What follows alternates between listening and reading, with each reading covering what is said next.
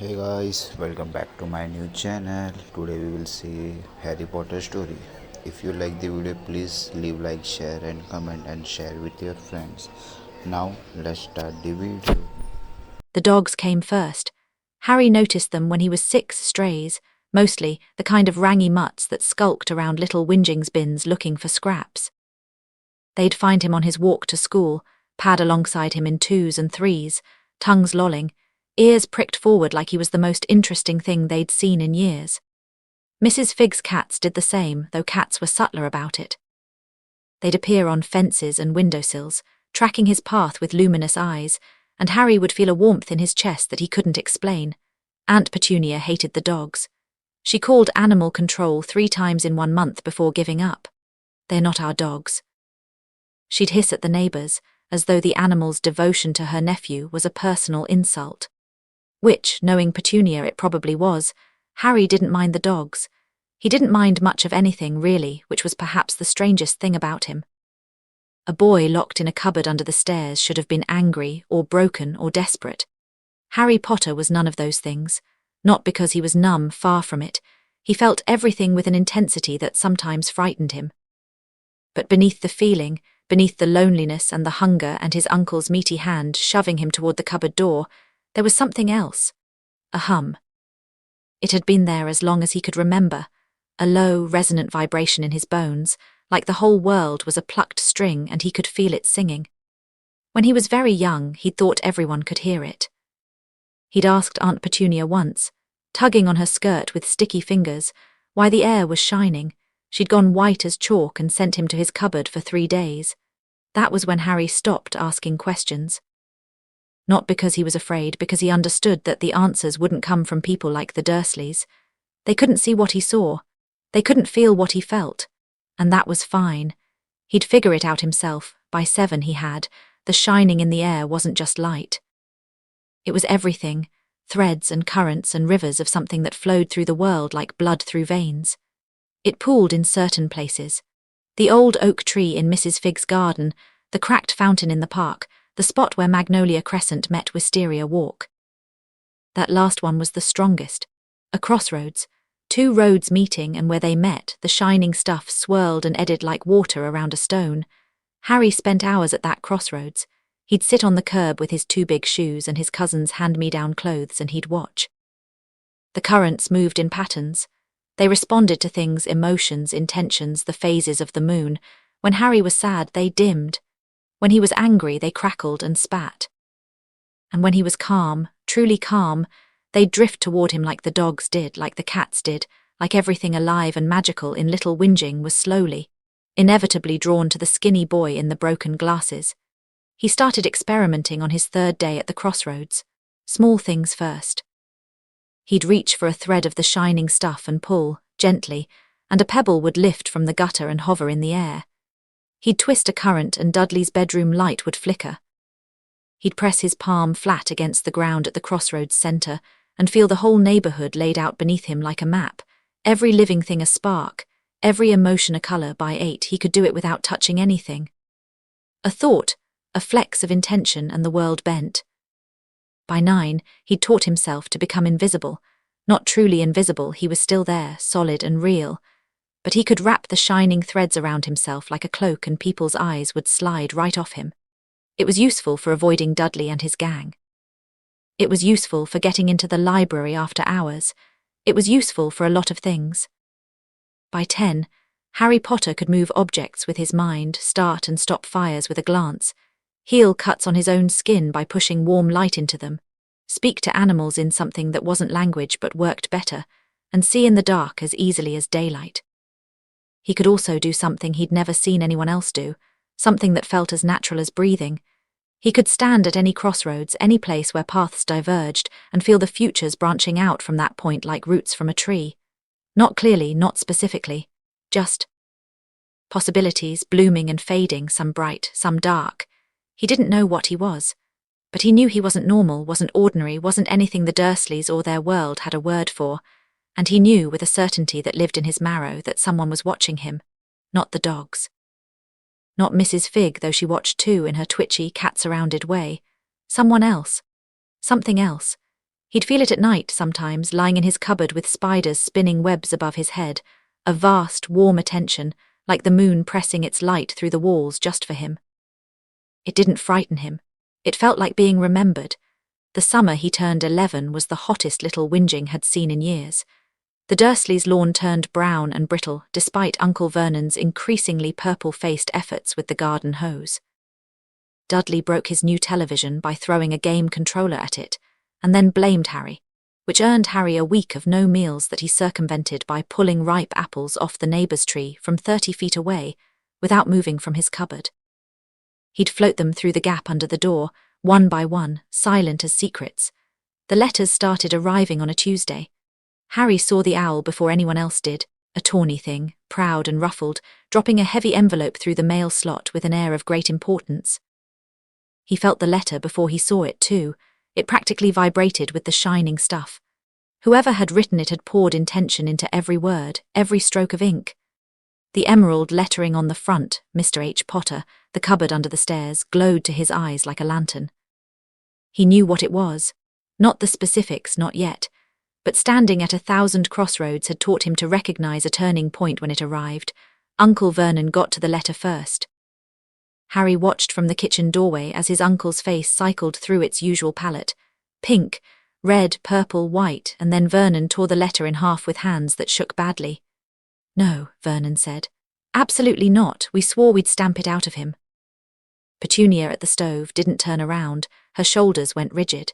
"I told you they'd come eventually." "Well, they can uncome. I won't have it, Petunia, not in my house." Harry could have intervened. He could have plucked the torn halves from his uncle's hands without Vernon even noticing. He could have read it, learned its secrets, and decided for himself. But there was something interesting about watching the Dursleys panic. It told him things. This letter, whatever school, whatever world it represented, was connected to his parents, to his mother, and the Dursleys had been keeping it from him for 10 years. He filed that away. Patience was a skill he'd mastered in the cupboard under the stairs. More letters came. Harry watched, almost amused, as Vernon boarded up the mail slot. Then the windows, then dragged the entire family to a series of increasingly absurd hiding places, a dingy hotel off the motorway, a field in the middle of nowhere, and finally, in a fit of inspiration that Harry privately thought was approaching madness, a tiny shack on a rock in the middle of the sea. The shack was miserable. Rain lashed the walls, wind screamed through cracks in the boards. Dudley whimpered on the sagging couch while Vernon and Petunia took the only bedroom. Harry lay on the floor with a thin blanket and watched the clock tick toward midnight. 11 years old. His birthday. He felt it coming before he heard it. A disturbance in the currents, something massive and warm and thoroughly alive, approaching across the water with a cheerful disregard for the storm. Harry sat up. The shining threads in the air were swirling with excitement, clustering toward the door like iron filings drawn to a magnet. At exactly midnight, someone knocked. The door didn't so much open as surrender. It crashed inward off its rusted hinges, and there, filling the doorframe like a mountain stuffed into a leather coat, was the largest man Harry had ever seen. Wild black hair, wild black beard. Small, bright eyes that crinkled at the corners with a warmth that seemed wildly out of place given that he'd just broken down a door in the middle of a hurricane. "Sorry aboo that," the man said, picking up the door and leaning it back against the frame with surprising delicacy. He shook rain from his coat, sending a small flood across the floor, and then his eyes found Harry. Something happened in those eyes. A flash of emotion, recognition, tenderness, old grief, that the man quickly buried under a massive smile. "Harry, last time I saw you, you was only a baby." "Ye look a lot like your dad, but ye have got your mum's eyes," Harry said. "I know." He stood up. He was small for his age, the Dursleys' idea of nutrition had seen to that, but he stood straight and met the giant man's gaze without flinching, without fear. He could feel the magic radiating off this man like heat from a furnace, warm, rough-edged, enormous in volume if not in finesse. This was someone from his mother's world. "You're here about the letter," Harry said. It wasn't a question. The giant blinked. "Well, yeah I am." "How'd you, did the Dursleys tell ye?" "The Dursleys haven't told me anything in 10 years. Harry glanced toward the bedroom door behind which Vernon was working himself into what sounded like a cardiac event. "Who are you?" "Rubeus Hagrid, keeper of keys and grounds at Hogwarts." Yale know all about Hogwarts, of course. I don't. Tell me. There was something in the way Harry said it, calm, direct, with the quiet authority of someone used to figuring things out for himself, that made Hagrid pause. The big man studied him for a moment, and Harry saw the warmth in those eyes deepen into something more complex. Concern, maybe, or awe. Hogwarts, Hagrid said, settling himself onto the broken couch which groaned in protest, is a school for wizards and witches. You're a wizard, Harry. I know. That stopped Hagrid cold. Yay, no. I've known for years. I can see it, the magic. I can feel it everywhere, in everything. It's in you right now, mostly concentrated around your coat pockets and that pink umbrella you're carrying, which I'm fairly sure has a wand inside it. Hagrid's mouth opened and closed. His hand moved instinctively toward the umbrella. But I want to hear about Hogwarts, Harry continued, and about my parents, how they died, why I ended up with the Dursleys, everything. That is enough. Vernon Dursley exploded from the bedroom in a nightshirt that strained across his belly like a sail in high wind. His face had achieved a shade of purple that Harry thought might actually be medically significant. I forbid it. I will not have some freak waltzing into my house and filling the boy's head with. Harry didn't raise his hand. He didn't speak. He simply looked at Vernon, and something in the air shifted. The shining threads around Harry tightened, drew close, and the temperature in the room dropped 2 degrees. Vernon's mouth was still moving, but no sound came out. His eyes went wide. I'd like to hear what Hagrid has to say, Uncle Vernon, Harry said quietly. Please go back to bed. Vernon Dursley stared at his nephew. For 10 years he'd bullied this boy, starved him, locked him in a cupboard, tried to crush the strangeness out of him through sheer mundane brutality. And for the first time, looking into those green eyes, Vernon understood in some dim, animal way that he'd been trying to stomp out a bonfire with a bare foot. He went back to bed. Petunia went with him, but she paused at the door and looked back at Harry with an expression he'd never seen on her face before. Not hatred, not disgust, fear. She closed the door softly behind her. Hagrid was staring at Harry with his mouth hanging open. Blimey, he whispered. How did ye? It's fine. Tell me about my parents. Hagrid told him. Some of it anyway. Harry could feel the gaps, the places where Hagrid skipped or stumbled, where the truth had been replaced with an approved version. His parents were a witch and wizard. They'd fought against a dark lord named Voldemort. They'd been killed on Halloween night, and Harry had survived the killing curse, a thing that had never happened before or since. No one knows how ye did it, Hagrid said, dabbing his eyes with a tablecloth-sized handkerchief. You know whose curse just bounced. Left ye with that scar and killed him instead. Well, killed his body anyway. Harry touched the lightning bolt on his forehead. He'd always known it was significant. It tingled constantly, a thin thread of something dark woven into his skin like a splinter. He'd examined it 100 times with his inner sight and found it strange, a fragment of foreign magic, oily and wrong, encased in something bright and golden that kept it contained. Like a pearl formed around a grain of sand. You said no one knows why I survived, Harry said. Do you believe that? Hagrid shifted uncomfortably. Well, Professor Dumbledore, he has his theories. Great man, Dumbledore. He's the one who asked me to bring ye your letter and take ye to get your school things. Dumbledore, the headmaster of Hogwarts, the very same. Greatest wizard of the age, Harry. If anyone can help ye understand what happened that night, it's him. Harry filed that away too. A powerful wizard who had theories about Harry's survival, who'd placed him with the Dursleys, who'd sent a letter addressed to the cupboard under the stairs but apparently hadn't seen fit to check on that living situation in 10 years. Interesting. When do we go? Harry asked. Hagrid beamed. Tomorrow. Well, today, I suppose. Happy birthday, Harry. He produced a squashed chocolate cake from one of his vast pockets, and Harry felt something crack in his chest, not magic, something more human. No one had ever given him a birthday cake before. Thank you, Hagrid. He said, and meant it with everything he had. They left the Rock at dawn. Hagrid had a flying motorcycle, which Harry found delightful, though he kept that largely to himself. The big man chattered happily as they flew through grey English skies, and Harry listened and watched the world below. The shining threads were thicker near cities, thinner in the countryside, and there were places where they knotted and swirled in ways that suggested hidden things. Magical places, maybe. He counted 7 between the coast and London. The leaky cauldron was a revelation, Not because of the pub itself, it was dark and shabby, smelling of pipe smoke and old beer, but the magic. Harry stepped through the door and the shining threads were suddenly everywhere, thick as soup, brilliant and varied. Every person in the pub radiated their own particular frequency, and beneath it all, the building itself hummed with centuries of accumulated enchantment.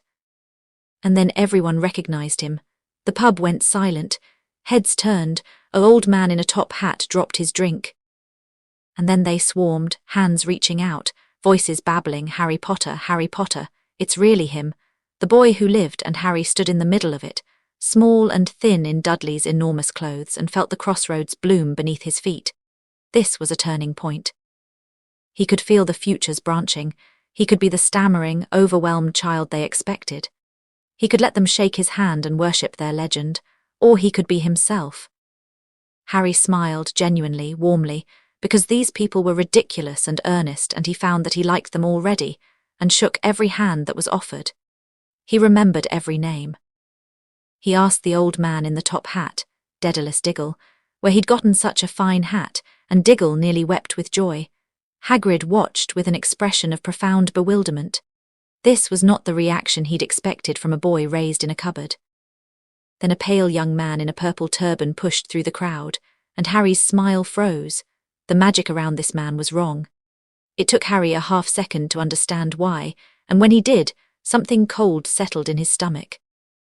There were two magical signatures coming from Professor Quirrell, his own, weak and fluttering, and beneath it, wound through it like a parasite, something dark and powerful and horribly familiar, the oily, wrong magic.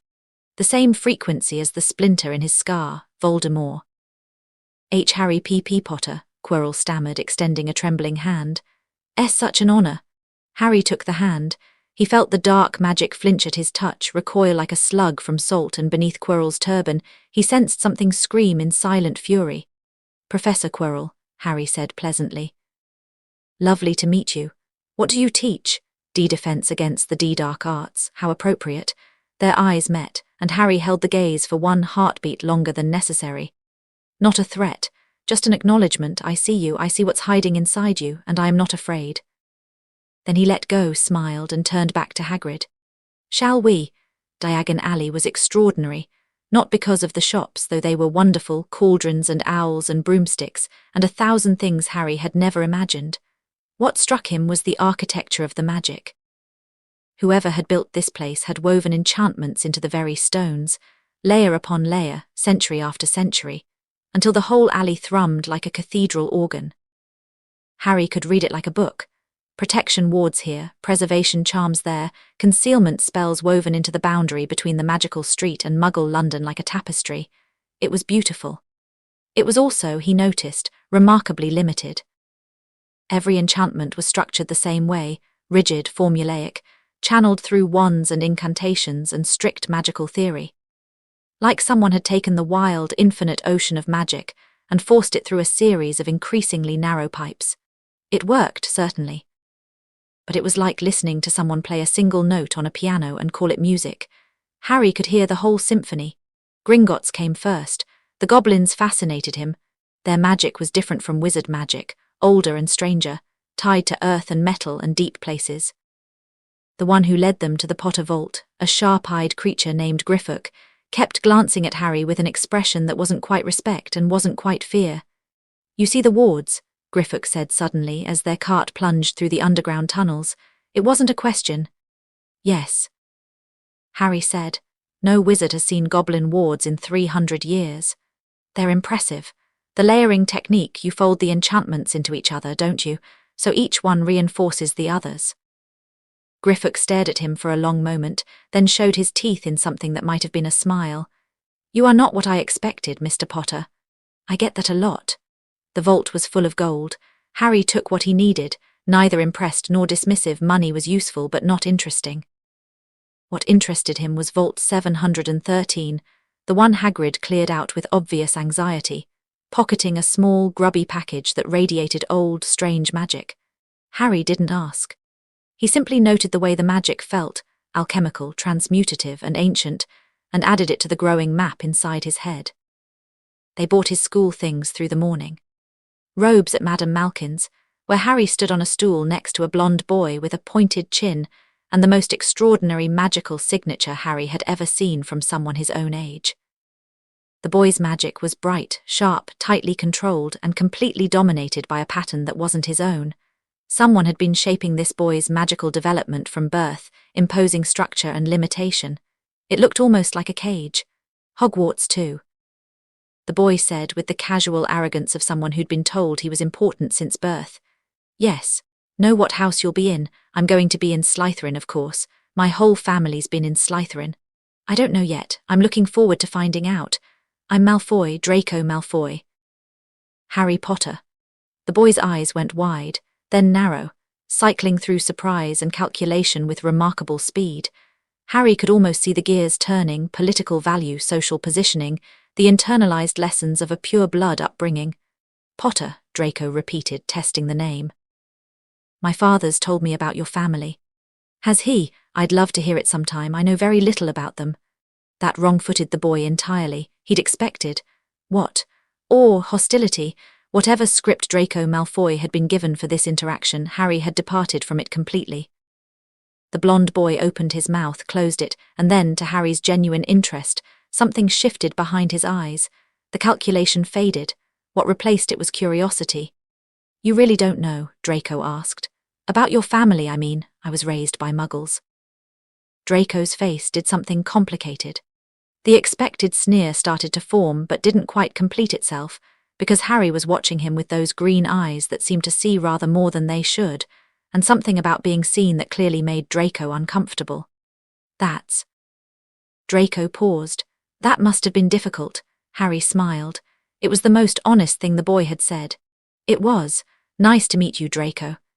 He left Madame Malkin's with the distinct impression that Draco Malfoy was more interesting than he wanted to be.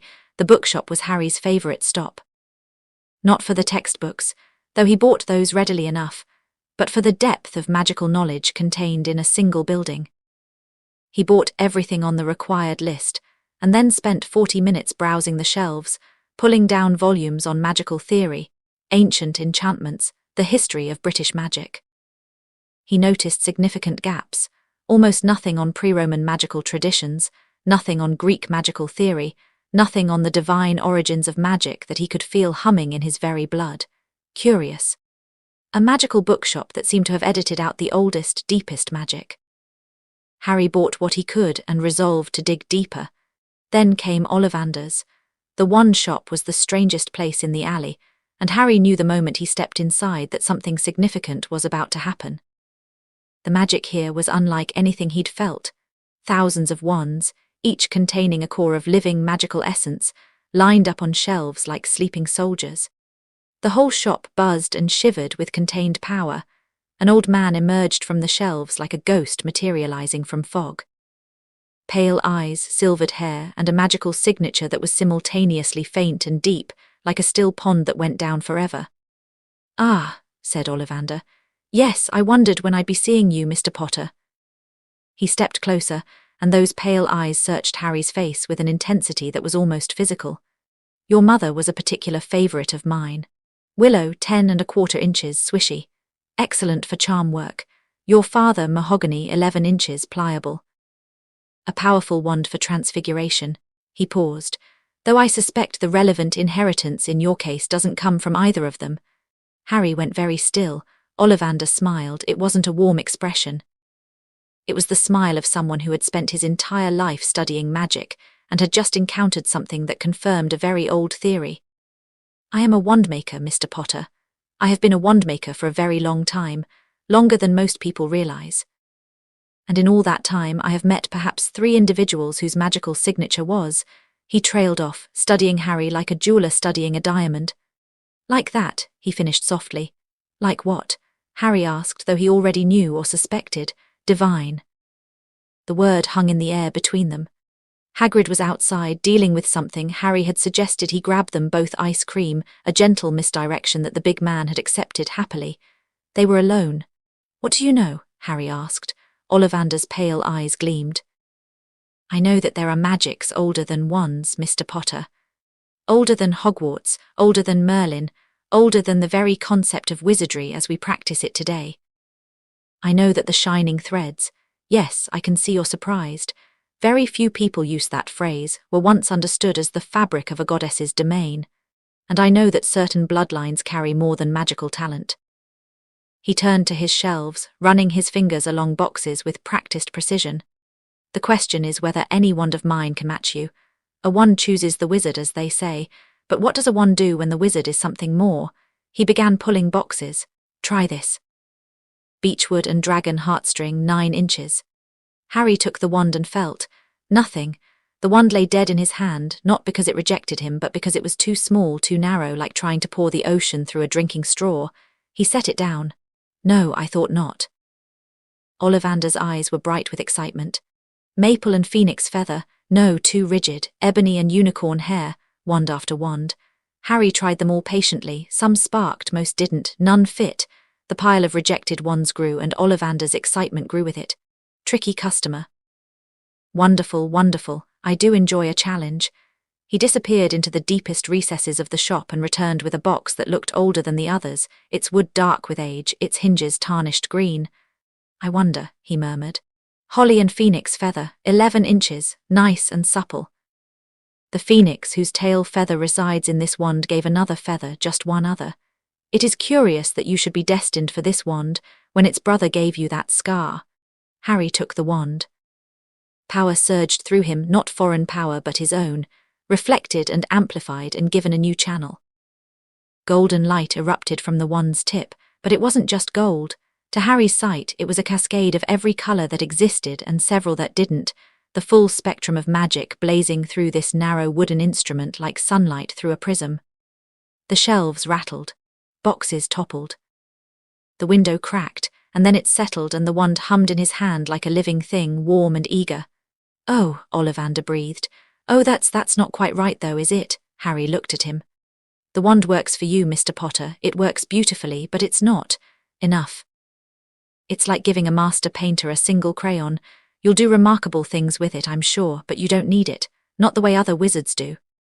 Harry turned the wand in his fingers. It felt good, comfortable, like a favourite tool, well-balanced and well-made. I'll take it, he said. But you're right, it's not all of what I am. No, Ollivander agreed, it's not even close. He leaned forward and his voice dropped to a whisper that held centuries of accumulated knowing. The old magic doesn't need a channel, Mr. Potter, it is the channel. And you are something I thought I would never see in my lifetime. Your mother must have been quite remarkable. She was, Harry said with a certainty that surprised him. He'd never known Lily Potter, not consciously. But the warmth in his chest, the golden light that contained the dark splinter in his scar, that was hers. He was sure of it. He paid for the wand 7 galleons and turned to leave. Mr. Potter. He looked back. Ollivander's pale eyes were grave. Be careful at Hogwarts. Dumbledore is a great wizard, but even great wizards have blind spots, and there are those who would give a great deal to understand what you are. I know, Harry said. Thank you, Mr. Ollivander. He stepped into the sunlight of Diagon Alley and found Hagrid waiting with 2 enormous ice cream cones, beaming like a sunrise. All rig there, Harry. Perfect, Harry said, taking his ice cream. Absolutely perfect. The rest of the summer passed in a haze of reading and anticipation. Back at the Dursleys, who now left him strictly alone, which was a marked improvement, Harry devoured his textbooks in a single week and then devoured them again, not for the content but for what the content implied. The wizarding world's understanding of magic was a fraction of what magic actually was, a tiny, carefully curated fraction. Every textbook presented magic as a set of rules. Say these words, move your wand this way, and a specific effect occurs.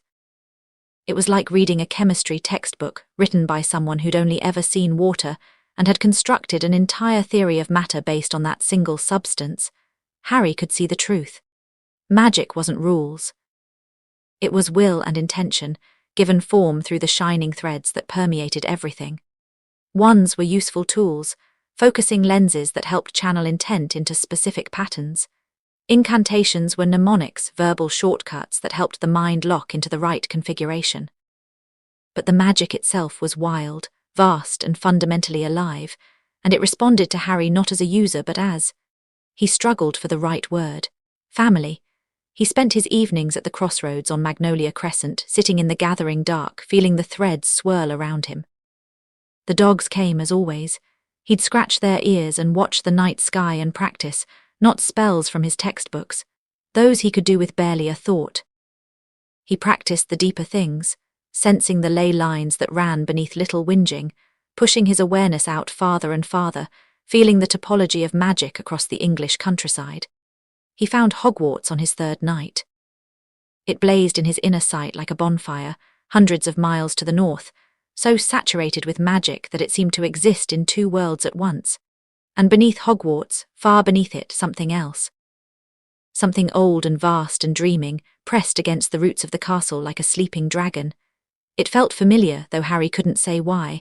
On his last night before September 1st, Harry sat at the crossroads past midnight. The air was warm.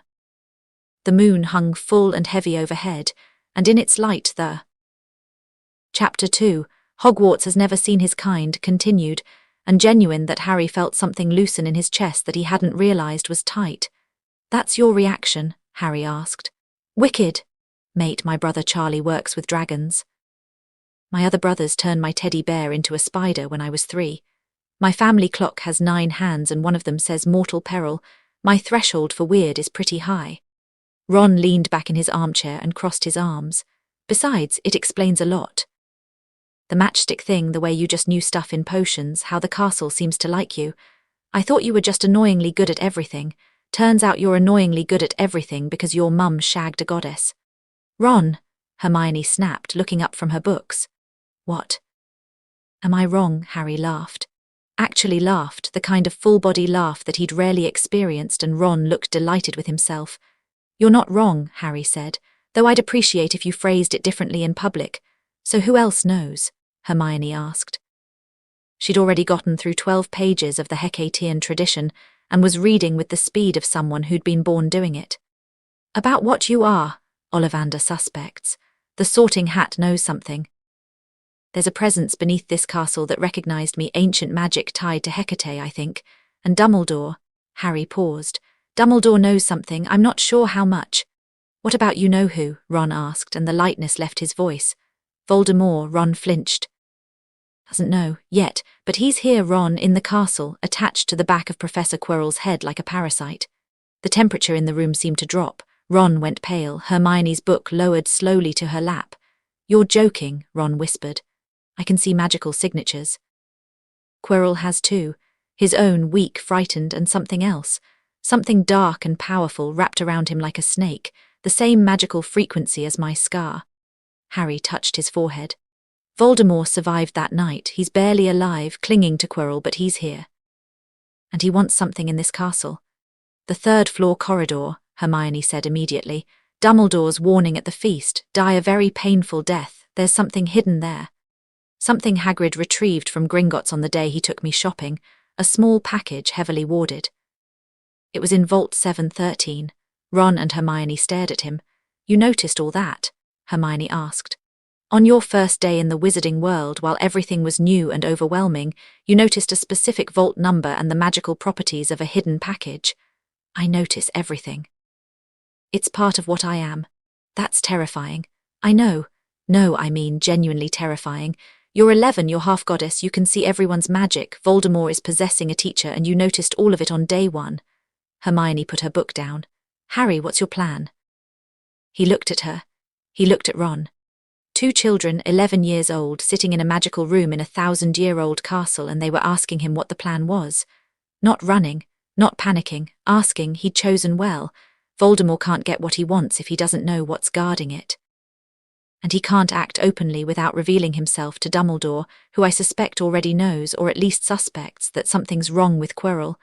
So there's a stalemate for now. "And when the stalemate breaks," Ron asked, "I'll be ready." "We," Hermione corrected firmly, "will be ready." Ron nodded. What she said. Harry looked at them, Ron with his jaw set and his freckles standing out against his pale skin, Hermione with her books and her fierce determination, and felt the crossroads bloom. In one future he did this alone, kept them safe, carried the weight himself. In another he trusted them, let them in, let them stand beside him. The second path was brighter. "All right," he said. "We," They stayed in the hidden room until nearly midnight, talking, planning, reading. Hermione devoured the books on Hecate and ancient Greek magic with voracious intensity, occasionally reading passages aloud that made Ron's eyes glaze over and made Harry's heart race. "Listen to this," she said around 10 o'clock, sitting cross-legged in her armchair with 3 books open simultaneously. The Hecatean tradition holds that all magic flows from a single divine source, embodied in the goddess Hecate, queen of the crossroads, keeper of the keys, lady of the 3 ways. Modern wand-based magic is understood within this tradition as a simplified derivation of the original divine art, a practical methodology developed for mortals who lack direct connection to the source. "So wand magic is like training wheels," Ron said. "That's a Muggle reference, but yes, essentially. The Greek tradition says that all wizards are using a diluted, structured version of something much vaster and more powerful." She looked at Harry. "Something you have direct access to." "It feels that way," Harry said. "When I do magic, I'm not channeling through a system. I'm just touching the raw thing, the source." "Because you're the source's son," Hermione breathed. "Harry, do you understand how unprecedented this is? If the Hecatean tradition is accurate, and everything you can do suggests it is, then you're not just a powerful wizard. You're a bridge between mortal magic and divine magic. The first one in, possibly ever." The book says possibly ever. The book says the last known child of Hecate was born in the Age of Heroes, nearly 3,000 years ago. That child went on to become the founder of the Eleusinian Mysteries. "So Harry's the first demigod in 3,000 years, Ron said. "No pressure, mate." They snuck back to Gryffindor Tower well after curfew, Hermione fretting about rule-breaking and Ron pointing out that she'd stayed up till midnight voluntarily for the first time in her life, which meant Harry was already a corrupting influence. Harry led them through the corridors without incident. The castle's magic responded to his presence, dimming torches ahead of them, subtly steering patrols away. Mrs. Norris, Filch's cat, found them on the 4th floor and stared at Harry with the unblinking devotion that all animals seem to direct his way, then walked off in the opposite direction. "Even the evil cat likes you," Ron muttered. "She's not evil, she's loyal. There's a difference. She got my brother's detention 14 times last year. Your brothers probably deserved it." Ron couldn't argue with that. The weekend opened up before them like a held breath. Saturday morning was bright and crisp, and Harry woke with the sun, left the dormitory quietly, and went to the chamber beneath Hogwarts. He needed to understand it. Not just feel it, not just bask in its power, but understand what it was, how it worked, and why it was here. The room of requirements books had given him theory. Now he needed practice. The corridor to the chamber opened for him as easily as before, the wall parting, the ancient stairs spiraling downward, the carved stone door with its 3-faced goddess recognizing his touch and dissolving like morning mist. Harry stepped into the circular chamber and felt the ley lines welcome him. He sat at the convergence point and closed his eyes. The power flowed. Through him, around him, vast and deep and ancient. He let himself sink into it, past the surface currents, past the structured magic of Hogwarts, down to the bedrock where the ley lines met and the world grew thin. He could feel the barrier between worlds here. It wasn't a wall, it was more like a membrane, flexible and semi-permeable, allowing magic to flow between the mortal world and somewhere else. The divine realm, Hecate's domain. Whatever name you gave it, it was there, pressing against the mortal world at this point of convergence, close enough to touch. Harry reached out. The membrane flexed. On the other side, something stirred, the same vast presence that had spoken to him at the crossroads in Little Whinging, but closer now, more present, more defined. "You found my temple," the words bloomed in his mind. Not English, not Greek, not any human language, pure meaning, transmitted directly, "Your temple." Harry thought, "I placed it here long before the mortals built their school, a seed of my power planted in the earth where the lines of magic converge. I knew even then that one day my child would need it. You knew about me. 3,000 years ago, amusement, warm and vast. I am the goddess of crossroads, child. I stand where all paths meet. I see every future, every possibility, every branching of fate. I knew that one day a mortal woman would call to me and that I would answer, and that our union would produce something the world has not seen in millennia. Lily." My mother, your mother was extraordinary. She reached across the void between worlds with nothing but courage and a desperate love for a world that was tearing itself apart. She performed a ritual so ancient that even I had not seen it attempted in centuries. She stood at a crossroads at midnight and called my name, and I came, and I loved her. There was something in that last phrase, a weight, a depth, an ache that was startlingly human for a goddess. Harry felt it resonate in his own chest, in the place where loneliness lived. Why didn't you protect her? The question came out sharper than he intended. If you're a goddess, if you loved her, why did you let her die? Silence, long silence. The ley lines pulsed around him. Because she asked me not to. Harry's eyes opened. The chamber was dark, lit only by the faint glow of the magical carvings on the floor. His heart was hammering. Lily knew what was coming. She knew the prophecy, knew the Dark Lord would come for you. I offered to take you both, to bring you across the membrane into my realm where no mortal magic could reach you. She refused. Why? Because she understood something that even I, in my vast age, sometimes forget. That running from evil doesn't stop it. That hiding in safety while the world burns is its own kind of death. She chose to stay. She chose to fight. And when the moment came, she chose to die, not because she had to, but because her death, her sacrifice, her love, would give you a protection that even my divine power could not. Harry felt tears on his cheeks. He didn't wipe them away. A mother's willing sacrifice made at the crossroads between life and death, for a child who carries divine blood. It is the most powerful magic in existence, Harry, not because I decreed it. Because love, freely given, freely sacrificed, is the one force that neither gods nor mortals can overcome. The killing curse hit that love. The killing curse hit your mother's sacrifice, wrapped around my divine essence, held together by a love so fierce that it burned the darkest magic in the world to nothing. The Dark Lord never had a chance. He threw a pebble at the sun. Harry sat in the dark chamber beneath Hogwarts and wept. Not with grief, though grief was there, with understanding, with gratitude, with the staggering weight of knowing that his mother, his human, mortal, extraordinary mother, had been offered paradise and chosen death because it was the right thing to do. Lily Evans hadn't just loved him. She'd trusted him. Trusted that her sacrifice would be enough, that her son would be strong enough, that the protection she purchased with her life would hold until Harry could stand on his own. And it had. I have to go, Harry thought. My friends will wonder where I am. Your friends. Warmth. Approval. Yes, go to them. The temple will be here when you return. It will always be here. Will I see you, really see you, not just feel you when you are ready? When the barriers are thinnest at a crossroads between worlds under a three-faced moon, I will come to you, my son, I promise. The connection faded. The chamber dimmed. Harry wiped his face, stood up and left the chamber with a steadiness that felt hard-won and precious. He emerged into the castle to find Hermione waiting for him at the top of the dungeon stairs, arms crossed, foot tapping. Where have you been? Ron's having a crisis because someone told him there's a chess tournament and he doesn't have a decent set. And I've been looking for you for an hour, and, have you been crying?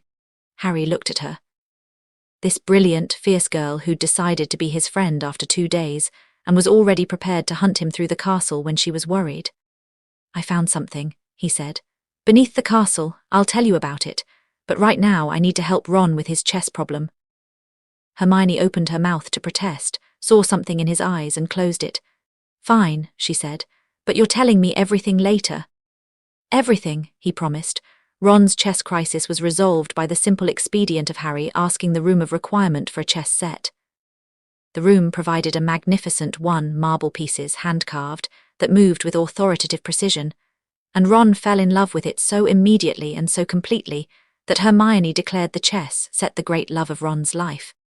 Don't be jealous, Ron said, already setting up the board.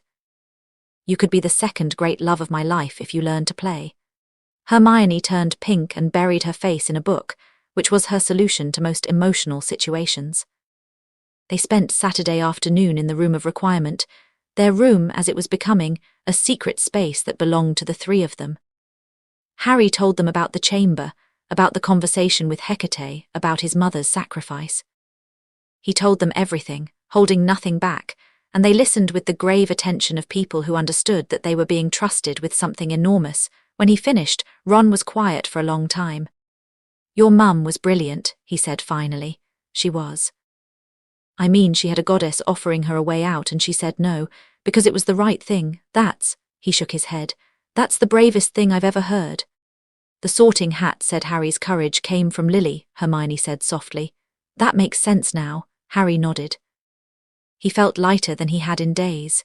Sharing the weight didn't diminish it, but it made it bearable. So what's the plan? Ron asked, because Ron was always ultimately practical. You've got a goddess mum, a dead dark lord possessing a teacher, something hidden on the 3rd floor, and Dumbledore playing some kind of long game. What do? We learn, Harry said. Everything we can as fast as we can. Hermione, those books on the Hecatean tradition, I need you to become an expert. The Greek magical system is the key to understanding what I can do and what Voldemort might try to do. Hermione's eyes lit up like someone had given her Christmas early. Done. Ron, I need your strategic mind. Voldemort's not stupid. Dumbledore's not stupid. They're both making moves and I need someone who can think like them. Map the board, figure out who's doing what and why. Ron sat up straighter. His ears went red but his eyes were sharp. I can do that. And I'll keep training. The room, the chamber, whatever I can access. My power is raw, I need to understand it, control it, learn its limits if it has any. What about Quirrell? Hermione asked. If Voldemort's really possessing him, Quirrell's not making a move yet. He's gathering information, waiting for the right moment. The protections on the 3rd floor are keeping him out. Dumbledore set it up that way, I think deliberately, as a trap. A trap for Voldemort, Ron asked, or a test for me. They all considered this. That's a bit dark, isn't it? Ron said. Setting up a test that involves a Dark Lord for an 11-year-old. Dumbledore doesn't know what I am. He suspects I'm powerful, but he doesn't know why. I think he's trying to measure me, figure out what he's dealing with. And when he figures it out, then we'll see whether Albus Dumbledore is an ally or a chess player who thinks I'm a piece. The week that followed was the most productive of Harry's life, and that was saying something for someone who'd taught himself invisibility at age 9.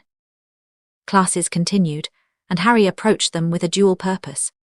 Learning the structured system of wand magic, which, as McGonagall had suggested, gave him useful vocabulary and framework, while simultaneously pushing the boundaries of what he could do with his raw, intuitive abilities. In Transfiguration, he mastered every exercise McGonagall set, and then spent extra time studying how her techniques worked. The precise manipulation of magical energy, the mental architecture required to reshape matter, the safeguards built into the system to prevent catastrophic failure. It was, he realized, engineering. Wand magic was magical engineering, and like all engineering, it had rules, tolerances, and failure modes. Understanding those rules didn't limit him, it gave him precision tools to complement his raw power. McGonagall noticed. She started giving him extra work, not busy work but genuine challenges, advanced exercises that she pulled from NEWT, level textbooks with a look that dared him to struggle. He didn't, but the exercises taught him things and he told her so, and the warmth in her stern face grew by increments. In Charms, Flitwick made good on his offer of advanced instruction. Harry started visiting his office twice a week for sessions that were half lesson, half collaborative exploration.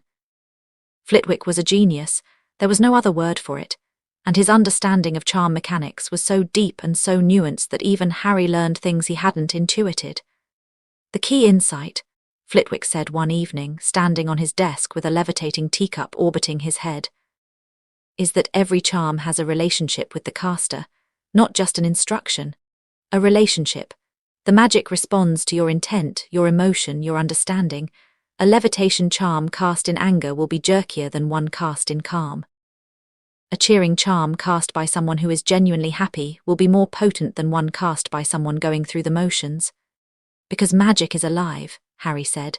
Flitwick's eyes twinkled. Precisely, or at least it behaves as though it is. Whether magic is truly a conscious force or simply a natural phenomenon that responds to consciousness is a question that has occupied magical theorists for centuries. He paused. I suspect you may have insights on that question that the rest of us lack. Harry smiled but said nothing. Some truths weren't his to share yet. Potions remained difficult, but not because of the subject matter. Harry was developing a genuine interest in potion making. It was the one magical discipline that didn't rely primarily on channeling power through a wand.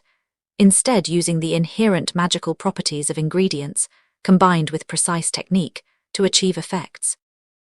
It was chemistry, essentially, with a magical dimension. Snape was the problem.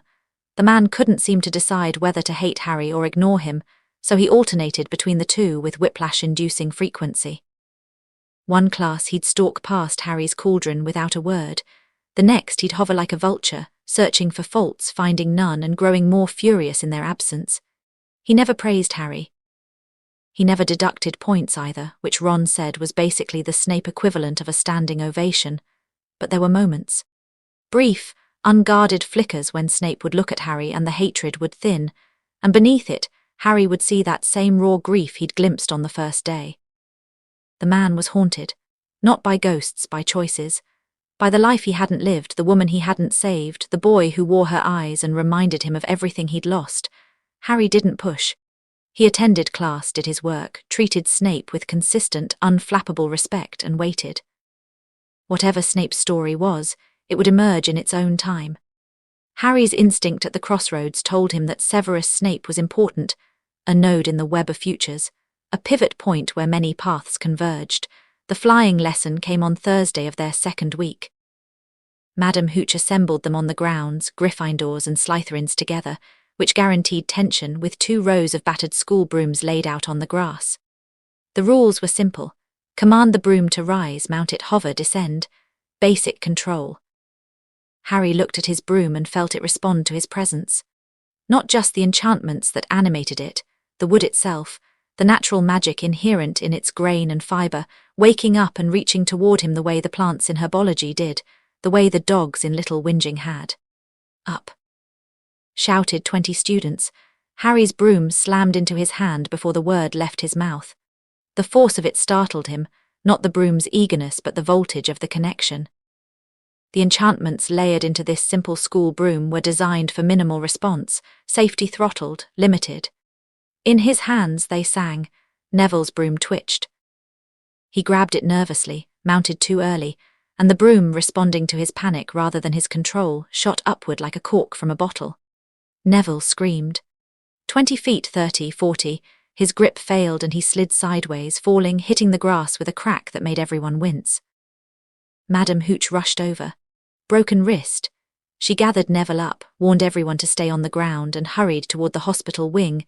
The moment she was out of sight, Draco Malfoy bent down and picked something up from the grass. A small glass sphere full of red smoke, Neville's rememberall, a gift from his grandmother. "Look," Draco said, holding it up. "It's that stupid thing Longbottom's gran sent him."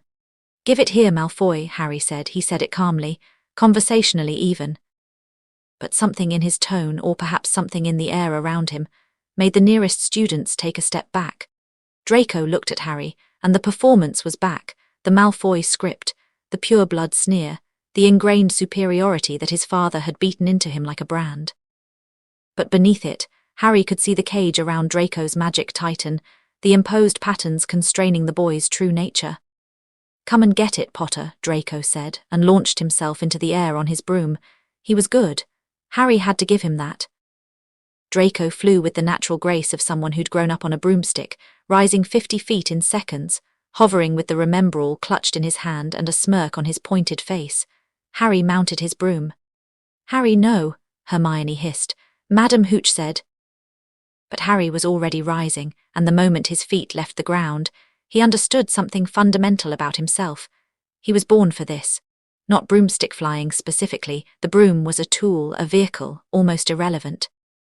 What Harry was born for was this: the sky, the wind, the 3-dimensional freedom of unbound movement. The currents of magic in the air were different up here. Wilder, less constrained by stone and earth, flowing in great rivers that mapped the invisible topography of the sky. Harry could feel them all. He could ride them.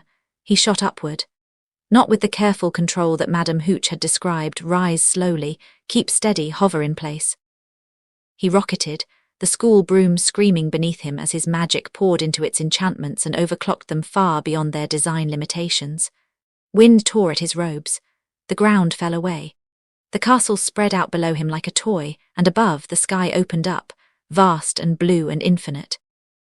Harry laughed. He couldn't help it. For the first time in his life, his body was doing what his soul had always wanted, moving through the world with the speed and freedom that his magic demanded. He was a creature of crossroads, of thresholds of the spaces between, and the sky was the greatest space between there was. Draco was hovering 50 feet up, looking smug. Harry stopped in front of him, not even winded, and the expression on Draco's face shifted from smugness to something else as he registered the look in Harry's eyes. Not anger, not challenge, joy. Give me the remember-all, Draco.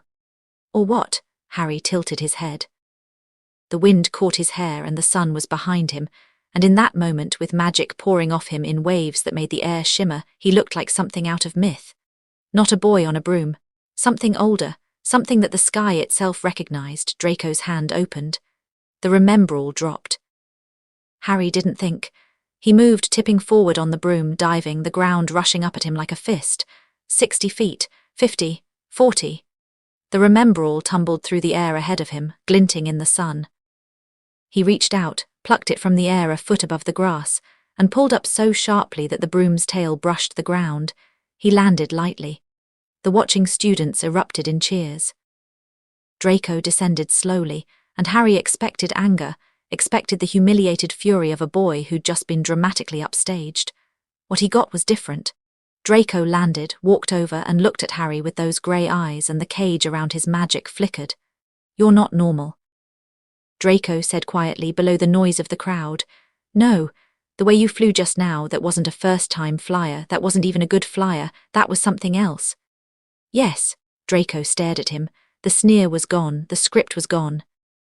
For a moment, the real Draco Malfoy, the curious, sharp, caged boy, looked out from behind his father's mask. "What are you, Potter?" "I'm figuring that out. You're welcome to watch." Draco opened his mouth, closed it, turned and walked away with his Slytherin entourage, and Harry watched him go and felt the crossroads bloom with possibilities. "Harry Potter." McGonagall was striding across the grounds with a face like a thundercloud, and for a moment Harry thought he'd actually managed to get himself in trouble. Her magic was crackling with agitation, her robes billowing behind her like a battle flag. "Never in all my years, Professor, I can explain. Come with me, now." She marched him into the castle, through corridors, past classrooms, and Harry followed with a mix of resignation and curiosity. She stopped at a classroom door and opened it. "Excuse me, Professor Flitwick, could I borrow wood for a moment?" A burly fifth-year boy emerged, looking confused. McGonagall positioned him next to Harry and said, with the air of someone presenting a general with a new weapon, "Wood, I have found you a seeker." Oliver Wood's face underwent a transformation that Harry could only describe as religious ecstasy. "Are you serious, Professor? Mr. Potter has just performed a 50-foot dive to catch an object the size of a walnut on a school broom during his first time in the air. He is a natural, the best I have ever seen." She turned to Harry. "You will train with the Gryffindor Quidditch team, Mr. Potter, 3 times a week." "If you do not, I shall be very disappointed." "Professor," Harry said carefully, "I thought first years weren't allowed their own brooms." "I will speak with Professor Dumbledore about making an exception. I have not won the Quidditch Cup in 7 years, Mr. Potter, and I do not intend to make it 8. The fierceness in her voice was so at odds with her usual severity that Harry almost laughed. Minerva McGonagall, it turned out, was competitive to a degree that bordered on pathological. "I'd be happy to play, Professor." "Excellent. Would take him." "Explain the rules. I expect results." She swept away, and Wood immediately launched into an explanation of Quidditch that was so passionate, so detailed, and so intense that Harry began to suspect the 5th year dreamed about it. "This is incredible," Wood said, pacing back and forth in the now empty classroom. "We haven't had a decent seeker since Charlie Weasley, and Charlie could have played for England if he hadn't gone off to do dragons. You're built for it, small, light, fast. When can you start training?" "Whenever you need me." "Tomorrow morning, 5 a.m. it is." Wood shook his hand with both of his own, beaming like a man who'd found religion, and Harry returned to the Gryffindor common room to find Ron waiting with barely contained excitement. "Fred and George told me. You made the team, the Quidditch team." "You're a first year. First years never make the team. Apparently I'm an exception." "You're an exception to everything, mate." Ron was practically bouncing. "This is incredible. Do you even know what a seeker does?" "Wood is explaining it to me tomorrow at 5 a.m. 5 a.m. on a Saturday." Ron's excitement dimmed considerably. Well, better you than me. Hermione appeared from behind a stack of homework with an expression that suggested she considered Quidditch a frivolous distraction from academics. Don't you think you should be focusing on your studies? It's only the second week and you're already taking on extracurricular commitments. Hermione, Ron said. It's Quidditch. Quidditch, it's the most important thing in the wizarding world. That's categorically untrue. Name one thing more important. Education, magical theory. Understanding the ancient origins of magic as practiced through the Hecatean tradition. I rest my case. Nobody cares about that stuff. I care about that stuff. My point exactly. They bickered their way through the evening, and Harry sat between them in the common room, working through his potions essay with half his mind while the other half tracked the subtle currents of magic flowing through Hogwarts. Something had shifted since his conversation with Hecate that morning. The castle's magic was more responsive to him, more attuned, as though his communion with the divine had deepened his connection to the ley lines beneath the school. He could feel everything now. Every student, every teacher, every ghost and portrait and suit of armor. He could feel Dumbledore in his tower, a mountain of controlled power, reading something that radiated old, complicated magic. He could feel Snape in his dungeon office, brewing something that smelled of bitterness and regret. He could feel Quirrell in his quarters, and the dark parasite on the back of his skull, restless and hungry, probing the castle's defences with shadowy tendrils that recoiled every time they brushed the wards. And far below, in the chamber at the crossroads, the seed of Hecate's power pulsed like a second heartbeat, ancient and patient and warm. Harry finished his essay, said goodnight to Ron and Hermione, and went to bed. In his dreams, he stood at a crossroads under a sky full of stars. 3 paths led away from where he stood, each lit by a different light, one gold, one silver, one the deep, soft dark of a moonless night. On each path a figure waited. He couldn't see their faces, but he could feel them. One warm and fierce and human, his mother, Lily, her love blazing like a torch even in death. One vast and ancient and divine, Hecate, watching from the spaces between worlds, and one dark, cold, hungry and brilliant, Voldemort. The broken thing that had tried to kill him and failed and would try again, was already trying, creeping through the shadows of a castle that should have been safe. 3 paths, 3 forces, and Harry at the centre at the crossroads where they met. He woke before dawn. 5 am. Quidditch practice. Oliver Wood was already on the pitch, setting up equipment in the grey pre-dawn light with the manic energy of someone who'd been awake for hours and couldn't understand why everyone else wasn't. He had a trunk full of enchanted balls and a broomstick that made the school brooms look like toys. Right, he said. Basics. Quidditch has 7 players, 3 chasers, 2 beaters, 1 keeper, that's me, and 1 seeker, that's you. The chasers score goals with the quaffle. The beaters protect the team with the bludgers. The keeper guards the hoops, and the seeker. He opened the trunk and released a tiny golden ball that immediately sprouted wings and vanished into the morning air. The seeker catches the snitch, 150 points, ends the game. Everything depends on you. Harry tracked the snitch with his deeper sight. It blazed like a tiny star, moving at incredible speed, changing direction with a randomness that was almost chaotic. Almost. Harry could see patterns in its movement. The enchantments that governed it followed rules, and rules created patterns, and patterns could be predicted. Mount up, Wood said. Let's see what you can do. What Harry could do was transcendent. He caught the snitch 7 times in 30 minutes. The first catch took 4 minutes. He was learning the broom, feeling out its responses, calibrating his movements. The second took 2 minutes. The third took 45 seconds. By the 7th, he was catching it almost lazily, plucking it from the air with an ease that made Wood's jaw drop progressively lower until it was in danger of hitting the grass. You're not real, Wood said faintly. You can't be real. Nobody flies like that. Is it enough? Enough. Harry, if you fly like that in a match, we won't just win. We'll make history. Harry grinned. He was sweating, exhilarated, alive in a way that only flying seemed to produce. The sky was his element. Up there, with the wind in his face and the magic of the air flowing through him, he was complete. Same time next week, he asked. Every day, Wood said fervently. Every single day. The weekend dissolved into a rhythm of study, practice, and exploration. Harry split his time between the room of requirement, where Hermione was building an increasingly complex understanding of the Hecatean tradition. The Quidditch pitch, where Wood was designing strategies around Harry's absurd abilities. And the chamber beneath Hogwarts, where Harry pushed deeper into his divine heritage, testing the limits of his power, learning to shape the raw magic of the ley lines with precision and intent. His classwork continued to be flawless, which was almost an afterthought. The structured magic taught at Hogwarts was a subset of what he could access, useful, informative, but ultimately limited. It was like a concert pianist being asked to practice scales. He did it because it built fundamentals, but the real music was happening elsewhere. By the end of September, Harry had quietly become the most powerful magical practitioner in Hogwarts. Not the most knowledgeable, Dumbledore's century of accumulated wisdom dwarfed Harry's 11 years. Not the most skilled, McGonagall's transfiguration and Flitwick's charms were masterworks of technique that Harry hadn't yet matched. But in terms of raw magical power, depth of connection to the source, and the ability to simply do things that shouldn't have been possible, Harry was in a category of one. He didn't advertise this. Not because he was hiding. He'd resolved from the beginning never to diminish himself, never to play small for other people's comfort. But there was a difference between hiding and simply not making a spectacle. Harry performed at the top of every class, answered every question, completed every assignment with excellence. If anyone wanted to test him, he'd respond without hesitation or restraint. But he didn't seek confrontation. Confrontation, however, sought him.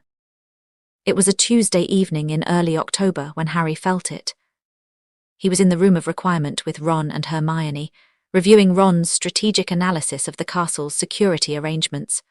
Ron had taken to his role with surprising intensity, mapping patrol routes, ward boundaries, and the movement patterns of key figures with the methodical precision of a military planner, a ripple in the castle's magic. Subtle, carefully masked, but unmistakable to Harry's senses. Someone was probing the protections on the third-floor corridor, testing them, looking for weaknesses. "He's making a move," Harry said, cutting across Hermione's explanation of ancient Greek ward theory. Ron looked up from his maps. "Quirrell. The thing inside Quirrell, it's testing the wards on the third floor, carefully. It doesn't want to trigger the alarms. Can Dumbledore feel it?" Hermione asked. Harry extended his awareness toward the headmaster's tower. Dumbledore was there, his magic calm, steady, apparently undisturbed. Either he couldn't feel the probing or he was allowing it. "I'm not sure. Either way, Voldemort won't get through tonight. The protections are too strong for what he currently is, but he's learning. Each probe teaches him something about the defenses. So he's mapping them," Ron said, and his voice had the flat, focused quality of a strategist working. "Just like I'm mapping the castle, he's patient, he's planning." "Yes, how long does he have? Before the probes tell him enough to get through," Harry considered. The protections on the third floor were multi-layered. He'd felt them from the first night, a complex sequence of challenges and safeguards, each designed by a different hand. Dumbledore's, McGonagall's, Flitwick's, Snape's, others he couldn't identify. Together they formed a gauntlet that would take significant power and knowledge to breach. "Months," Harry said. "Maybe until the end of the school year. He'll need Quirrell at full capacity and the parasite is draining him." "Then we have time," Hermione said. "We have time, but we need to use it." Ron spread his maps across the table. "Okay, here's what I'm thinking. The third-floor corridor has 6 distinct magical signatures, 6 separate protections, one after another. Each one requires a different skill to bypass." "It's a gauntlet." "That's clever," Hermione murmured. "No single person could get through all of them. You'd need a team with diverse abilities." "Or," Ron said, looking at Harry, "one person who can do everything." "It's not just about power," Harry said. "Some of those protections feel like puzzles. Logic problems, knowledge tests. Whoever designed this gauntlet wasn't just trying to stop a break-in. They were testing whether the person trying to get through deserved to reach what's at the end." "Dumbledore designed it for you," Hermione said quietly. Harry met her eyes. She looked back steadily. "Think about it," she continued. "He puts an incredibly powerful magical artifact in a school full of children, protected by a series of challenges that require exactly the skills an exceptional young wizard would develop over the course of a school year. He announces at the feast that the corridor is forbidden, guaranteeing that every curious student in the castle will want to know what's there. And he specifically arranged for you, the boy who lived, the target of the Dark Lord who's possessing one of his teachers, to attend this school at this time. That's mental, Ron said. Why would Dumbledore set up a test like that? Harry's 11. Because Dumbledore doesn't know what Harry is, Hermione said. He suspects something. He knows Harry survived the killing curse, which is impossible. He knows Harry's been living with Muggles for 10 years, developing who knows what abilities. He needs to understand what he's dealing with. So he creates a controlled scenario, a dangerous but ultimately survivable series of challenges, and waits to see what Harry does. Ron turned to Harry. Is she right? Harry thought about it. The crossroads in his mind bloomed with futures, and in almost everyone he eventually went through that corridor. Not because he was manipulated into it, because whatever was at the end was connected to him, to his heritage, to the larger conflict with Voldemort. It was a convergence point, a crossroads where multiple paths met. Dumbledore was many things. Manipulative, certainly. Brilliant, undoubtedly, but also in his own complicated way trying to do the right thing. He'd placed Harry with the Dursleys, a terrible decision, but one that had served a protective purpose. Harry could now see through the ley lines. Lily's sacrificial protection was anchored to blood relatives, and Petunia's grudging roof had kept that anchor active. Dumbledore hadn't been careless. He'd been calculated. She's right, Harry said. Dumbledore's testing me, but he's also protecting me, and he's protecting the stone. The stone, Ron and Hermione said together. The Philosopher's Stone, Nicholas Flamel's creation, it produces the elixir of life, immortality. That's what Hagrid retrieved from Gringotts. That's what's hidden on the 3rd floor, and that's what Voldemort wants. Hermione's eyes went wide. The Philosopher's Stone is real. It's real, and it's directly connected to the ancient Greek magical tradition. Flamel didn't just invent alchemy, he rediscovered a branch of divine magic that deals with the fundamental transformation of matter and spirit. The stone is a divine artifact, Hermione.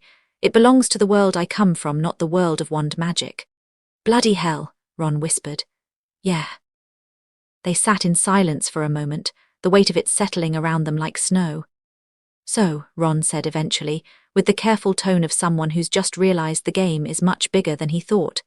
Just to make sure I've got this straight, there's a divine artifact hidden in the basement. A dead Dark Lord is possessing a teacher and trying to steal it. The headmaster is running some kind of long-term test on you. You're half-goddess, and we're 3 first-years who are apparently the only ones with the full picture. That about sums it up. Brilliant, Ron cracked his knuckles. So let's figure out how to win. Harry looked at his friends, Ron with his maps and his strategy and his unshakable nerve, Hermione with her books and her brilliance and her fierce determination, and felt the future crystallize. Not a single path, not a predetermined destiny, but a choice. His choice made freely at the crossroads where everything converged. He chose them. He chose to fight. He chose to be exactly what he was, neither more nor less, and to meet whatever came with open eyes and steady hands. The crossroads stretched before him, and all 3 paths were lit.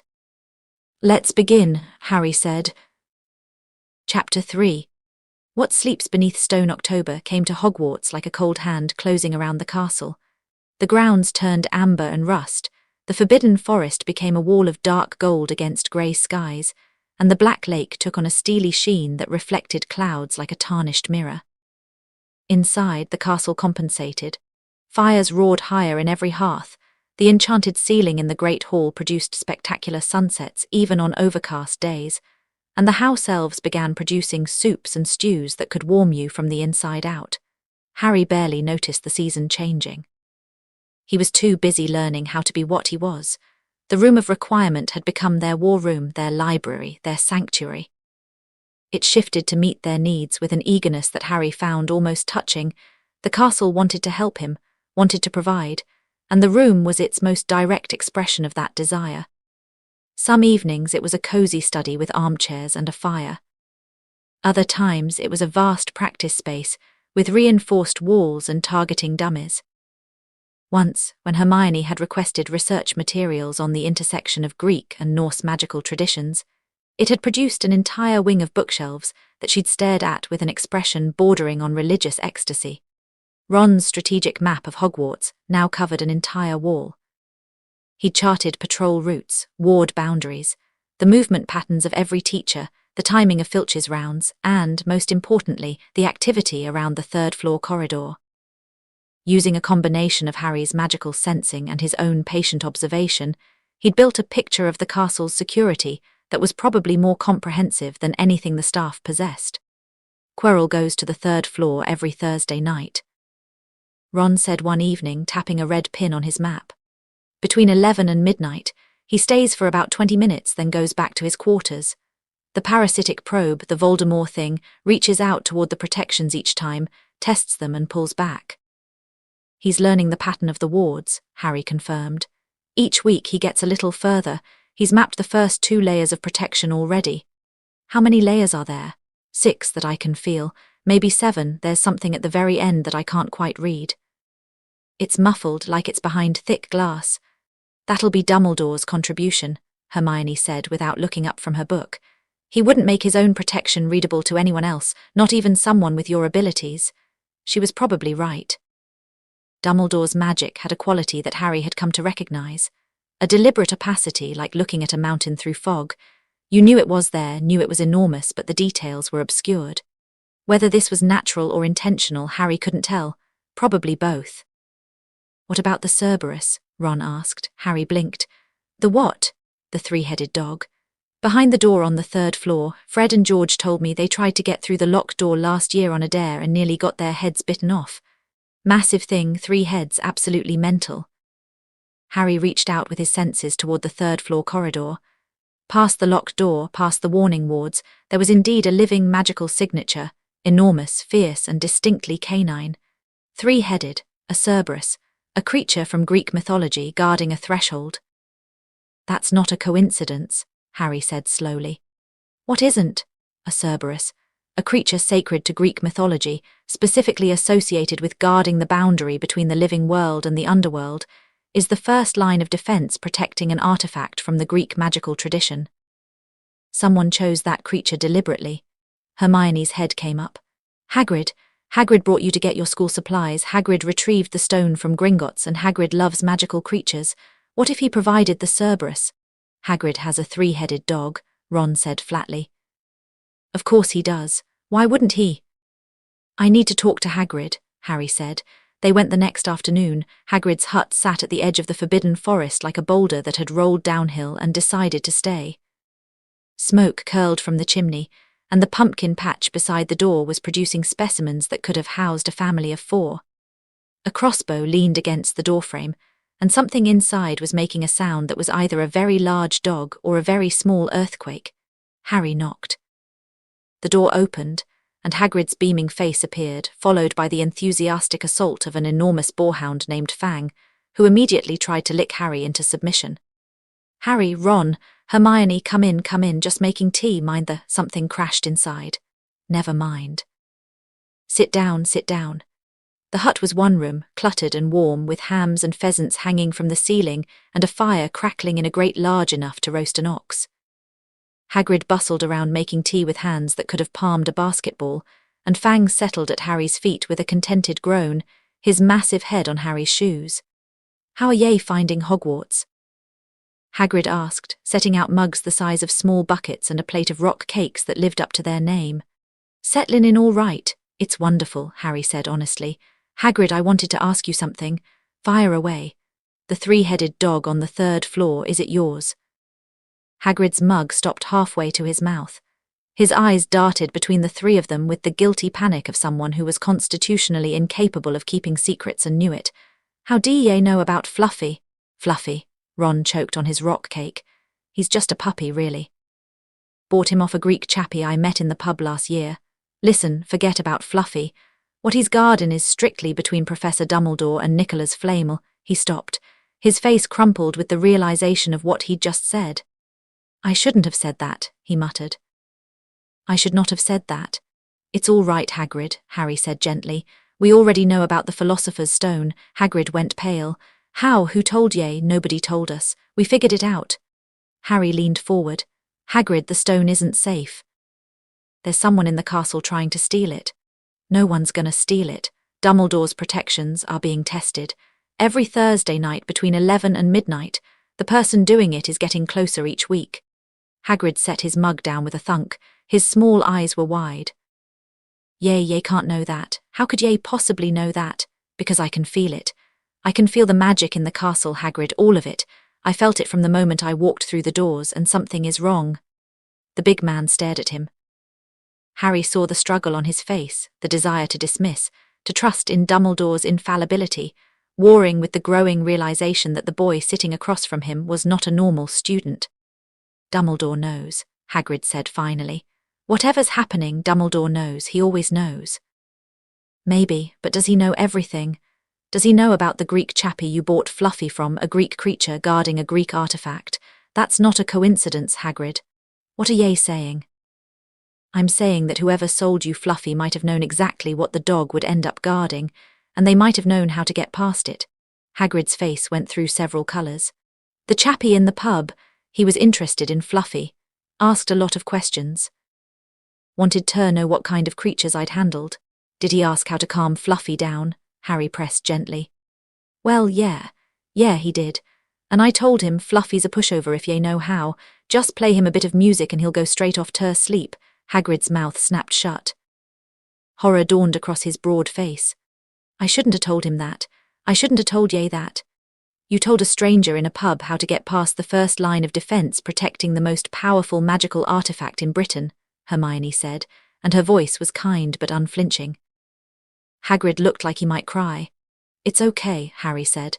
We're not going to let anything happen to the stone, but I need to ask you something else, and I need you to be honest with me. Anything, Harry. The Greek chappie, what did he look like? Was he wearing a turban? Long pause. He had a hood on, kept his face covered, but now Ye mention it. Hagrid trailed off, his eyes distant, remembering. He smelled funny, like garlic, lots of garlic.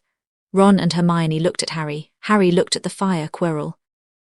It had been Quirrell, or rather Voldemort, using Quirrell to extract information. The Dark Lord had been planning this for longer than anyone realized. He'd identified the dog, learned its weakness, and set things in motion before the school year even began. Patient, methodical, intelligent. Hagrid, Harry said, I need you to trust me. There are things happening at Hogwarts that Dumbledore may not fully understand. I'm going to handle them, but I need allies, and you're the most trustworthy person I know. Hagrid's eyes welled up. He pulled out his tablecloth-sized handkerchief and blew his nose with a sound like a foghorn. You're just like your mum, he said thickly. She always saw right through people too, kind but sharp, sharp as a tack. Will you help me? Anything, Harry, anything Ye need. Keep your eyes open. If anything strange happens, anything at all, send me an owl. And Hagrid? Yeah, don't tell Dumbledore we had this conversation. Hagrid's face went through another cycle of colours. Keeping secrets from Dumbledore was, for Hagrid, roughly equivalent to lying to God. I trust Dumbledore with my life, he said. I know you do, and I'm not asking you not to, I'm asking you to trust me too. Can you do that? The big man looked at Harry, really looked, past the scar, past the fame, past the echo of Lily's eyes, and saw what was beneath. Yeah, he said quietly. Yeah, I can do that. They left Hagrid's hut as the sun was setting, painting the grounds in shades of copper and shadow. The forbidden forest loomed to their right, dark and dense, and Harry felt it pulling at him, a subtle, persistent tug like the memory of a dream. What is it? Hermione asked, seeing him turn toward the trees, the forest. Something in there wants to talk to me. Something in the forbidden forest wants to talk to you, Ron said. The forest that's forbidden, the one with the word forbidden literally in its name. I know. Just checking. Are we going in? Harry looked at Ron, surprised. You'd come, mate, I'm not letting you walk into a forbidden forest full of God knows what by yourself. Hermione bit her lip. Her respect for rules warred visibly with her loyalty and curiosity. Curiosity won. It always would with Hermione. We stay together, she said firmly, and if anything tries to eat us, I'm blaming both of you. The forest swallowed them in 3 steps. One moment they were on the edge of the grounds, in the last copper light of sunset. The next, the trees had closed overhead like a canopy of dark hands, and the light was green-grey and dim, filtering through layers of ancient growth. The path, if you could call it that, was a narrow thread of packed earth winding between massive trunks, and the air smelled of loam, decay, and something older. Magic. The wild kind, untamed by wards or walls, flowing through the forest like blood through veins. Harry could see it all. The trees were alive with magic. Not enchanted, but genuinely, naturally magical.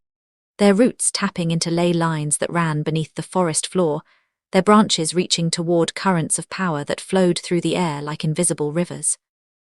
Every plant, every fungus, every creature hidden in the undergrowth was part of a vast, interconnected magical ecosystem that dwarfed anything humans had built.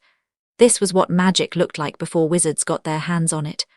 Wild, ancient, alive. It's beautiful, Harry said. It's terrifying, Ron countered. Different things. They walked deeper. Harry led, following the pull, and the forest seemed to part before him, branches lifting, roots smoothing, the path widening just enough for three abreast. The trees were welcoming him. The forest knew him, Hermione noticed. The vegetation is responding to you, like the plants in herbology, but more deliberate, as if the forest has a collective awareness. It does, or something close to it.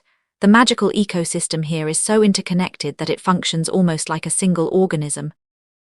The trees share information through the ley lines, the way Muggle trees share nutrients through their root networks. Wood Wide Web, Hermione murmured, and Harry grinned at the reference. Exactly, but magical. Something moved in the darkness ahead, large, four-legged. Harry held up a hand and they stopped. A centaur emerged from between the trees. He was magnificent, pale gold from the waist up, deep chestnut from the waist down, with long white blonde hair and eyes that reflected the dim forest light like polished silver. His bow was slung across his back, and he moved with the fluid grace of something that belonged to the forest the way river belongs to its valley. He stopped 10 feet from them and studied Harry with those silver eyes. "The stars foretold your coming," the centaur said. His voice was deep, measured, carrying the particular gravity of someone who chose every word with care. "Though they disagreed on what you are, I'm Harry Potter. You are more than a name, child of the crossroads. I am Fiennes. The herd has been watching the castle since September, waiting for you to enter the forest. Waiting for me. Mars is bright tonight." Fiennes' silver eyes shifted to the canopy where glimpses of sky showed through the leaves. "It has been bright for weeks. War is coming. But that is not what brought us to watch. There is a new light in the heavens, not a star, not a planet. Something that has not been seen in the sky above this forest for 3,000 years. Harry felt the crossroads stir within him. What kind of light? The light of a crossroads. The light of the triple goddess. The light of divine blood walking the earth in mortal form. Fiennes lowered his gaze from the sky to Harry's face. "You are Hecate's son." It wasn't a question. Ron made a small, strangled noise behind Harry. Hermione gripped his arm. "How do you know that?" Harry asked. "Centaurs read the stars, child. We have read them since before your kind built castles and called it civilization. The birth of a divine child is written in the constellations as clearly as words on a page." Fiennes stepped closer. "The herd is divided. Some believe your coming heralds a new age. Others believe it heralds destruction. Bane, our leader, has forbidden contact with you. And yet here you are. I am here because I believe in what the stars say, and the stars say you are a crossroads unto yourself, a point where all paths converge. The choices you make will shape the world, not the wizarding world, the world." Harry absorbed this. The weight of it should have been crushing, but the crossroads inside him, the part of his nature that existed at the intersection of all possibilities, accepted it with a calm that felt like certainty. "Something is hunting in this forest," Fiennes said. "A dark thing, desperate and hungry. It has been killing unicorns and drinking their blood." "What?" Hermione gasped. "Unicorn blood is a powerful substance. It will sustain a failing life, extend a dying existence. But it carries a curse. To slay something so innocent, so pure, is an act of such evil that the life you save becomes half-life, a shadowed, diminished thing." "Voldemort," Harry said. Fiennes inclined his head. "The shade of the Dark Lord is weakening. Its hold on its host is failing. It needs sustenance, and unicorn blood is the most accessible source of life-extending magic in the forest. How many unicorns?" "2 that we have found. There may be more." Cold anger settled in Harry's chest, not the hot, explosive kind, something deeper, steadier. The kind of anger that comes from something fundamental being violated. Unicorns were creatures of pure magic, embodiments of innocence and grace. They'd approached Harry without fear in the margins of the grounds, their silver forms ghosting through the morning mist, their presence a gentle benediction. To kill one for its blood was an obscenity. "Show me," Harry said. Fions led them deeper into the forest. Ron stuck close to Hermione, his wand out, his face pale but set. Hermione moved with the rigid determination of someone who was afraid but refused to let fear make decisions for her. They found the unicorn in a clearing. It was silver-white, lying on its side in a pool of blood that glowed faintly in the dark, casting an ethereal light across the forest floor. Its throat was torn. Its eyes were open, glassy, reflecting starlight that they would never see again. Harry knelt beside it. The magic was still there, fading, dimming, but present. The unicorn's life force draining slowly into the earth, carrying with it a purity that made Harry's heart ache. He could feel where the blood had been taken, feel the dark, hungry magic that had consumed it. Voldemort's signature. The oily, wrong frequency that lived in his scar. "Can you track it?" Ron asked quietly. "The thing that did this." Harry reached out with his senses, following the dark thread of Voldemort's magic through the forest. It twisted and turned, fading in places, strengthening in others, leading back toward the castle in a meandering path that suggested a creature moving furtively, avoiding the centaur's patrols. It came from the castle and returned to the castle. "Quirrell, he's bringing Voldemort here to feed." "How often?" Hermione asked. "Based on the decay, this unicorn was killed too, maybe 3 days ago. The first one, whenever it was, would have been earlier, maybe a week apart." "So he's on a schedule," Ron said, his strategist's mind clicking into gear. "He needs to feed regularly." "That's a vulnerability." Harry stood. He was still looking at the unicorn, and the cold anger in his chest had crystallized into something harder. Resolution. "Fions," he said, "I'm going to stop this." "How?" "By being here when he comes back." The centaur studied him. Silver eyes, ancient and knowing, reading things in Harry's face that perhaps even Harry couldn't see. "The stars say many things about you, child of the crossroads. One thing they say most clearly: you do not make promises lightly." "No, I don't." "Then I will tell the herd. And when the dark thing comes hunting, we will drive it toward you." Harry held the centaur's gaze and felt something pass between them, not an alliance exactly, but a recognition. Two beings who stood apart from the human world, bound by something older than politics or house rivalries. "Thank you, Fions." The centaur inclined his head, turned and vanished into the trees with a silence that something his size had no right to possess. They left the forest in the dark, following the path that the trees made for Harry. No one spoke until they reached the edge of the grounds where the castle's lights cast warm squares of gold across the grass. "That was the worst thing I've ever seen," Ron said. His voice was flat, stripped of its usual warmth. "That unicorn." "I know," Harry said. "We're going to stop him." "We're going to stop him." Ron nodded once, sharp and decisive, and the three of them walked back to the castle. The next 2 weeks were preparation. Harry spent every available hour in the chamber beneath Hogwarts, pushing deeper into his connection with the ley lines, with Hecate's dormant power, with the raw magical force that was his birthright. He practiced shaping magic without wand or word, learning to create barriers, projectiles, bindings, combat magic, though he didn't think of it that way. He thought of it as learning to speak a language he'd always understood, but never spoken aloud. The divine magic responded to him with increasing fluency. Where once he'd felt the ley lines as external forces, rivers he could swim in, they now felt like extensions of himself, as natural as fingers and toes. He could reach through them, sense through them, even project his awareness along their paths to feel distant places and events. One night, experimenting in the chamber, he pushed his awareness along the ley lines all the way to London and felt the Ministry of Magic, a massive, bureaucratic knot of structured spellwork, humming with the magical equivalent of filing cabinets and rubber stamps. He pushed further and found Diagon Alley, Gringotts, the leaky cauldron. Further still, and he touched the edges of other magical communities, a school in France, bright and elegant, a castle in Scandinavia, dark and austere, something vast and ancient in Egypt that made Hogwarts look like a garden shed. The world was full of magic. Full of it. And Harry was connected to all of it, because all of it flowed from the same source. Hermione, meanwhile, had become a one-woman research department. The room of requirement fed her books faster than she could read them, which was saying something, and she'd constructed a theoretical framework for Harry's abilities that was genuinely impressive. The Hecatean tradition identifies 3 aspects of divine magic. She told them one evening, her notes spread across a table large enough to seat 20. Corresponding to Hecate's 3 faces, the first is Propylaea, the gatekeeper. This is the power over thresholds, boundaries, and transitions. It's why you can sense wards, feel the barrier between worlds, and navigate crossroads. The door thing, Ron said. He can open anything. Essentially, yes. The second aspect is Phosphoros, the light bearer. This is the power over magic itself, the ability to see, shape, and direct the raw force that underlies all spellwork.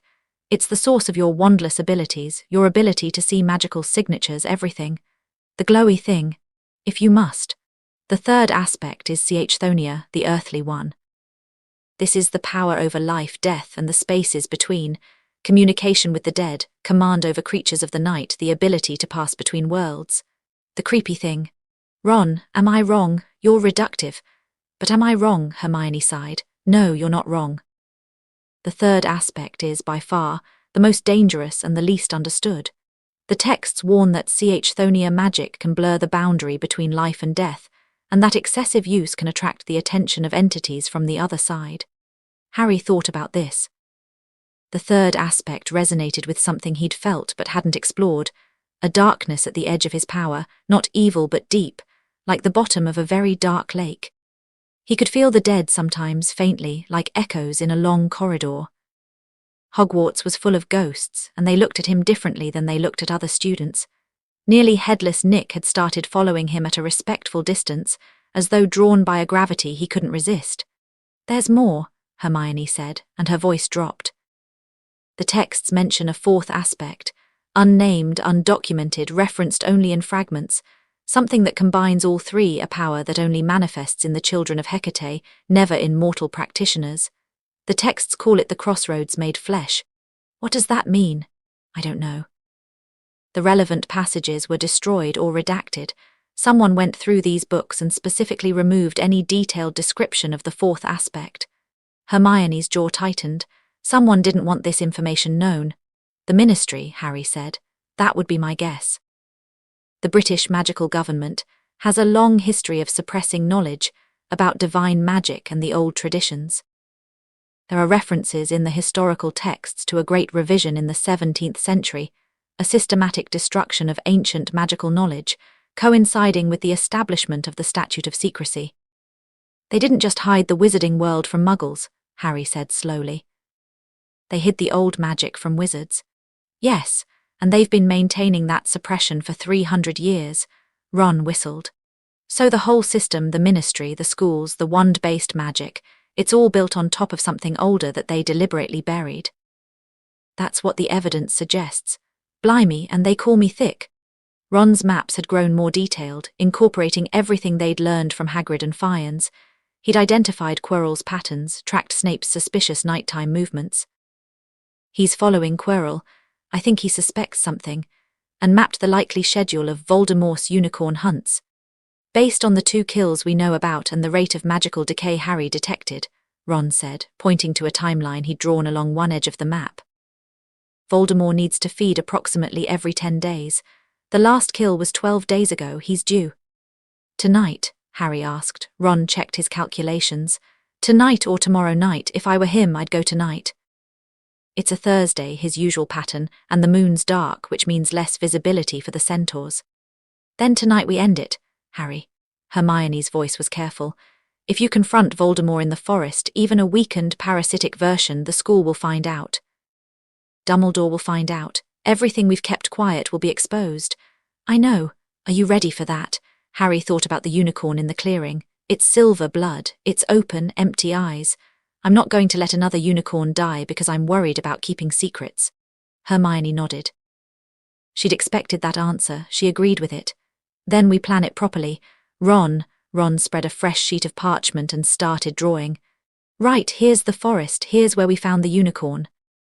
The centaurs said they'd drive the hunter toward Harry, which means we need a position that's central enough to intercept but far enough from the castle that the fight won't be detected immediately. This clearing here, he tapped the map, is about a mile in, on a ley line intersection. It gives Harry maximum power and us maximum cover. Us, Harry raised an eyebrow. We're coming, Ron said flatly. Non-negotiable. Ron, none, negotiable. Harry looked at Hermione. Don't look at me like that, she said. I've been researching divine combat magic for 2 weeks. I'm not missing the practical demonstration. Something warm and fierce expanded in Harry's chest. These two, these impossible, brave, ridiculous people. Fine, but you stay back, both of you. If things go wrong, we improvise, Ron said. That's what strategy is. Planning for when the plan goes to hell. Harry couldn't argue with that. They left the castle at 11 p.m. through a passage that Harry had discovered in his explorations, a hidden tunnel behind a tapestry on the 4th floor that emerged in a hollow near the edge of the forest.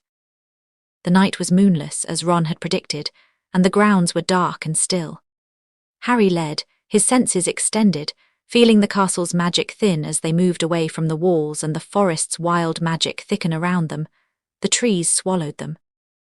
Harry wove light around them, not visible light, but a warmth that kept the forest's less friendly inhabitants at bay.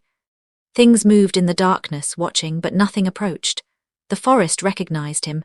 They reached the clearing in 20 minutes. It was perfect, a natural amphitheatre of ancient oaks, centered on a point where 2 ley lines crossed. Harry could feel the power here, raw and available, humming beneath the carpet of dead leaves. Ron, Hermione, those trees. Harry pointed to a pair of massive oaks at the clearing's edge, their trunks wide enough to hide behind. Stay there. Shield charms if anything comes at you, otherwise don't move. And if you need help, Hermione asked. I won't. It wasn't arrogance. It was a statement of fact, delivered with a calm that came from somewhere deeper than confidence. Harry knew what he was. He knew what Voldemort's shade was. The gap between them was the gap between the ocean and a puddle. Ron and Hermione took their positions. Harry stood at the center of the clearing, at the intersection of the ley lines, and waited. An hour passed. The forest was quiet, too quiet, the natural sounds of night suppressed by something that moved through the trees with predatory intent. Harry felt it coming long before he heard it. A dark signature, oily and wrong, the same frequency as his scar. It was moving through the forest in a zigzag pattern, driven by the centaurs, herded toward the clearing, and ahead of it, running, a unicorn. Harry's heart clenched. The unicorn burst into the clearing, a mare, young, silver-white, her flanks heaving with exertion and terror. She saw Harry and shied, then stopped, nostrils flaring, dark eyes wide. She was afraid. But something in Harry's presence, the divine magic in his blood, the echo of the goddess who created her kind, calmed her enough to stand still. It's okay, Harry said softly. You're safe. Nothing is going to hurt you. The unicorn's ears swiveled toward him. She took one trembling step forward, then another. Then she was close enough for Harry to touch, and he placed his hand on her muzzle, and the golden light in his blood flowed through the contact, wrapping around her like a shield. The thing came out of the trees. It had been human once. Quirrell's body, thin and hunched, draped in a dark cloak that billowed despite the absence of wind. The turban was gone. In the dim starlight, Harry could see the back of Quirrell's head, and what was there made Ron stifle a gasp from behind his oak. A face. Chalk-white, flat-nosed, with eyes like red embers pressed into dough. Voldemort's face, growing out of the back of Quirrell's skull like a parasitic twin, lipless mouth twisted in a snarl of hunger. The thing moved toward the unicorn with jerky, puppeted movements. Quirrell's body was failing. Harry could see it in the degradation of the man's magical signature, the way his life force guttered like a candle in a draught. Voldemort was burning through his host, consuming him from the inside, and the unicorn blood was the only thing keeping both of them functional. That's enough, Harry said, his voice carried across the clearing with a clarity that had nothing to do with volume.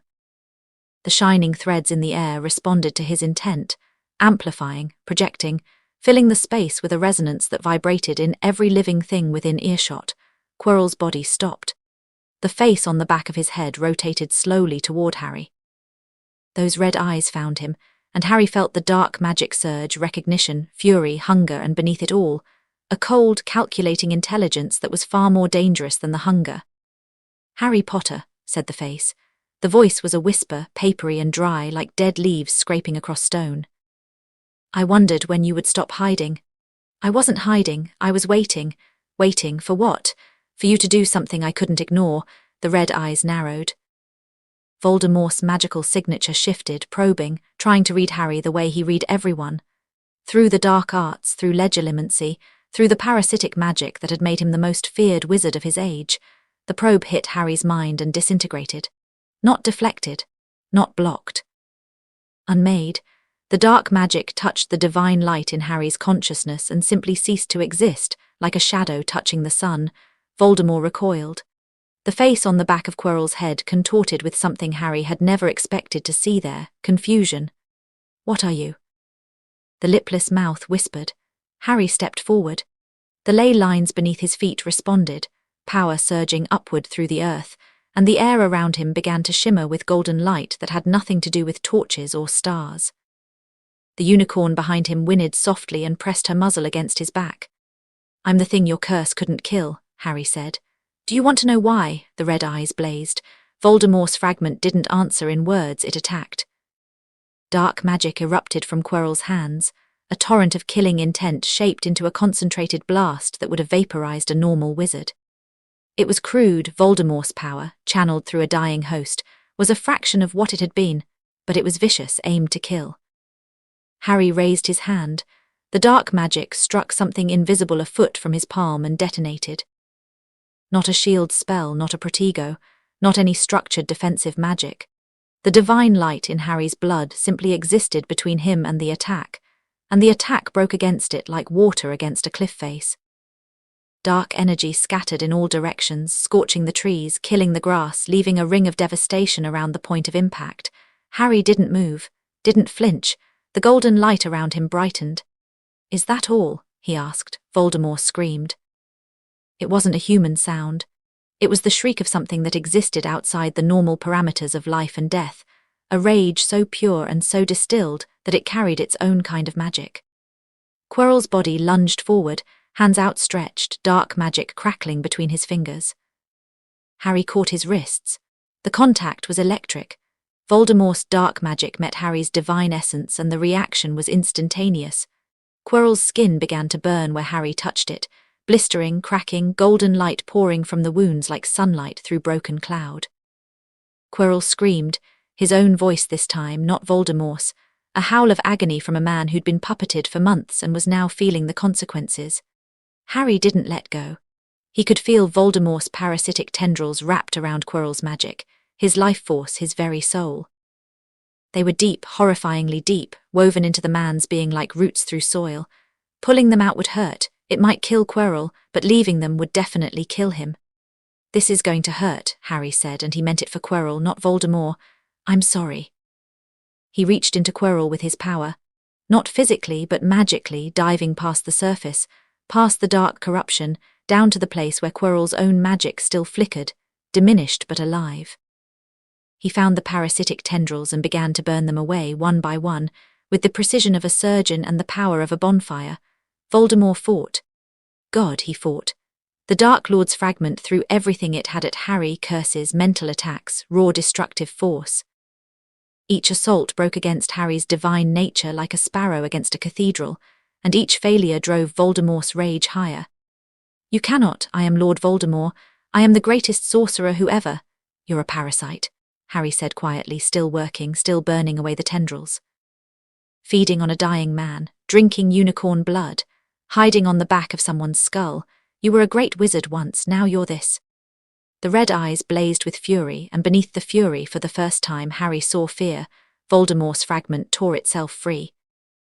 It ripped out of Quirrell with a sound like tearing cloth, and the man collapsed to the ground unconscious, his back a mess of burned and blistered skin, but his magical signature already stronger without the parasite. He'd live. Probably. The fragment hung in the air, a dark, shapeless thing, a cloud of malevolent intention without a body to anchor it. It writhed, screamed, tried to flee. Harry reached out with the ley lines. Threads of golden power erupted from the ground, from the trees, from the air itself, converging on the dark fragment, wrapping around it, containing it. The fragment shrieked and fought, and Harry could feel its strength, diminished, yes, but still formidable, still slippery. It was trying to dissipate, to scatter itself into the magical currents and escape, But Harry was standing at a crossroads, and the crossroads were his domain. He pulled the threads tight. The fragment condensed, compressed, screaming at a frequency that made the trees shudder. For a moment, Harry had it contained, trapped, a dark pearl of concentrated evil held in a net of divine light. Then something happened that Harry didn't expect. The fragment split. A piece of it, the smallest sliver, barely more than a shadow, tore itself away and shot into the sky like a dark comet, faster than Harry could track, faster than the ley lines could follow.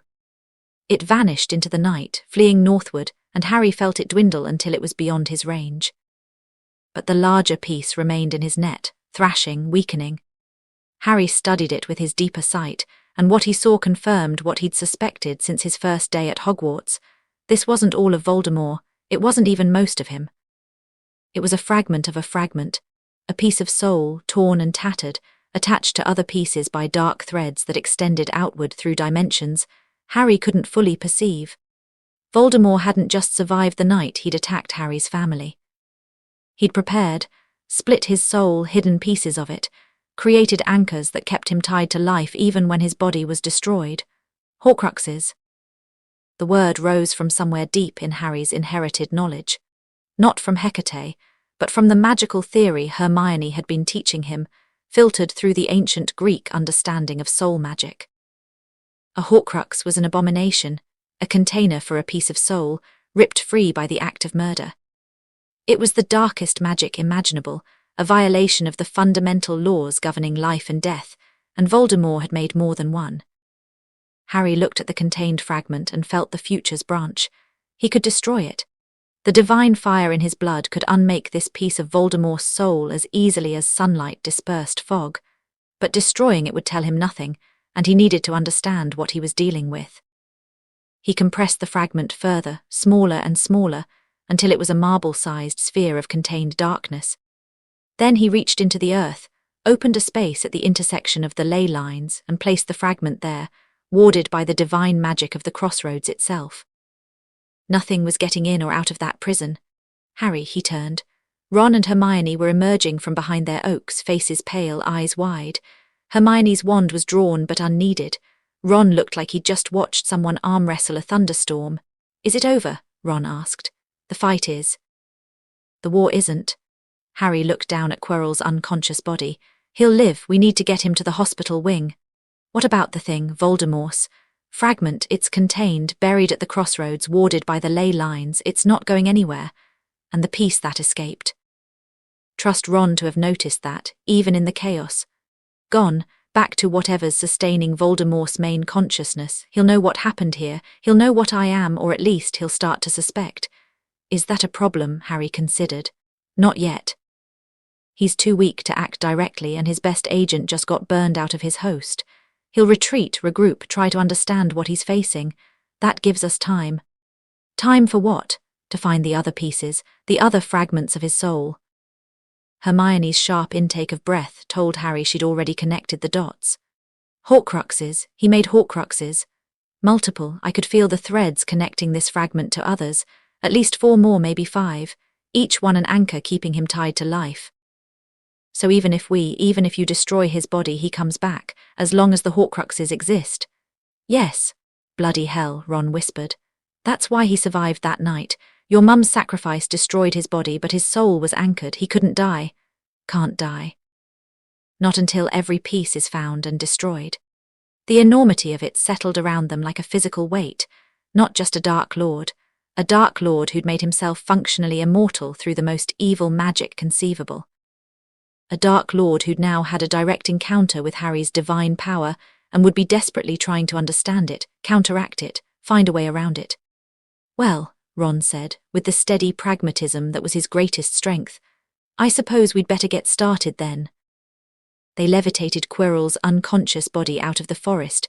Hermione handled the spell, precise and controlled, and were halfway across the grounds when a figure appeared out of the darkness ahead of them.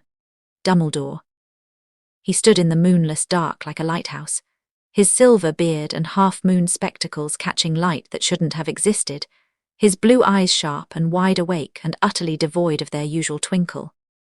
He was wearing a magnificent dressing gown covered in shooting stars, and he looked at the unconscious professor floating between 3 first years with an expression that was perfectly, terrifyingly calm. "I think," Dumbledore said quietly, "that we should have a conversation." "Yes," Harry said. "I think we should." They brought Quirrell to the hospital wing, where Madame Pomfrey descended on him with the professional ferocity of a field medic.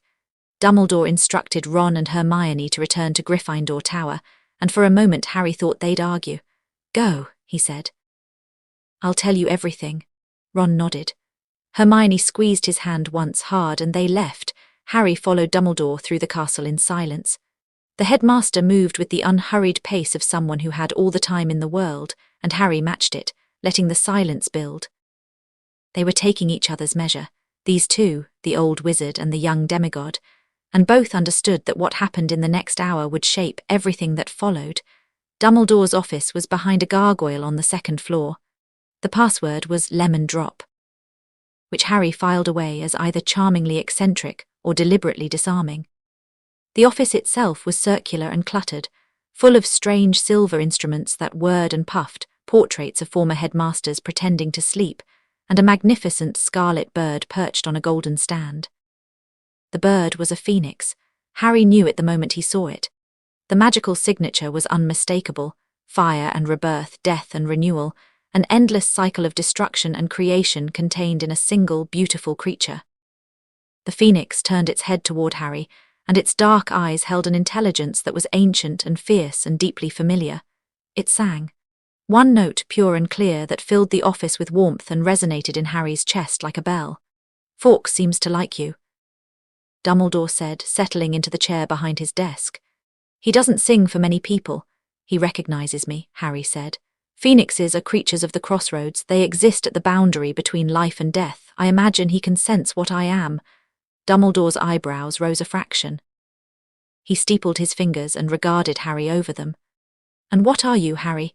Harry sat in the chair opposite the headmaster's desk.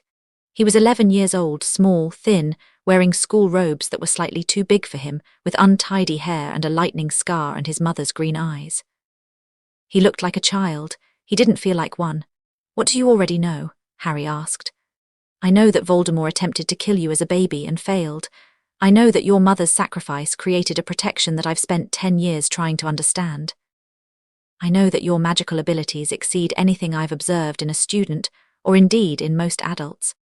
And I know that you just extracted Voldemort's parasitic shade from Professor Quirrell in the Forbidden Forest, which suggests a command of magic that I would have thought impossible.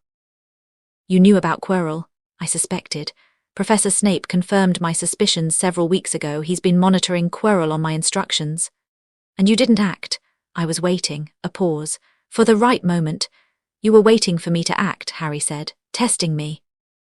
Dumbledore didn't deny it. His blue eyes held Harry's steadily. "I have spent 10 years, Harry, trying to understand what happened the night your parents died. Your mother's sacrifice was powerful, but I have studied sacrificial magic extensively, and what happened to Voldemort's curse goes beyond what even the most powerful sacrifice should have achieved. A mother's love can create a protection. It cannot reflect a killing curse. Unless the child being protected is something more than human." The silence that followed was the loudest thing Harry had ever heard. Dumbledore's face didn't change. His hands didn't move.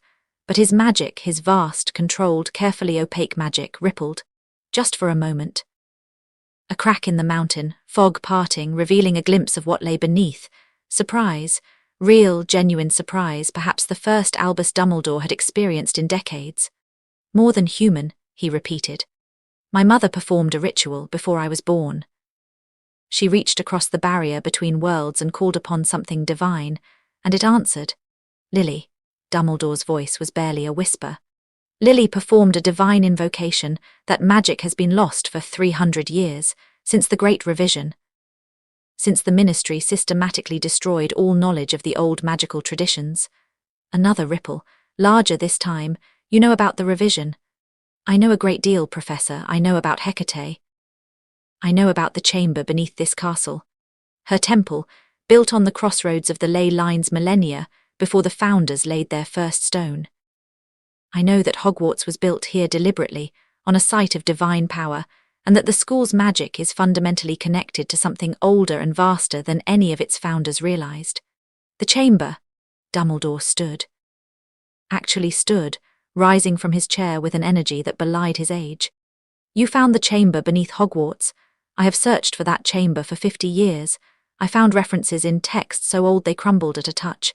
I knew it was there, I could feel it faintly in the deepest dungeons. But I could never open the door. The door opens for Hecate's blood. I'm her son. The word landed like a stone in still water, and the ripples spread outward. Dumbledore sank back into his chair. For a long moment he said nothing. His blue eyes were distant, calculating, reorganizing decades of assumptions around this new axis. Her son, he said. Hecate's son, the goddess of magic herself, and Lily. He closed his eyes. Lily, you brilliant, reckless, magnificent woman. When he opened his eyes again, the twinkle was gone. In its place was something rawer, respect, wariness, and a humility that Harry suspected few people had ever seen from Albus Dumbledore. I owe you an apology, Dumbledore said. For what? For the Dursleys. For 10 years in a cupboard. I knew your home life was difficult, Harry. I told myself the protection of your mother's sacrifice, anchored through her blood in Petunia's home, was worth the cost. I told myself I was keeping you safe. He paused. I was also keeping you contained. A child of unknown power, growing up in a controlled environment, I'm not proud of that reasoning. Harry studied the old man. The apology was real. The guilt was real. And the calculation was real too. Dumbledore was a man who did difficult things for complicated reasons, and he didn't pretend otherwise. I survived, Harry said.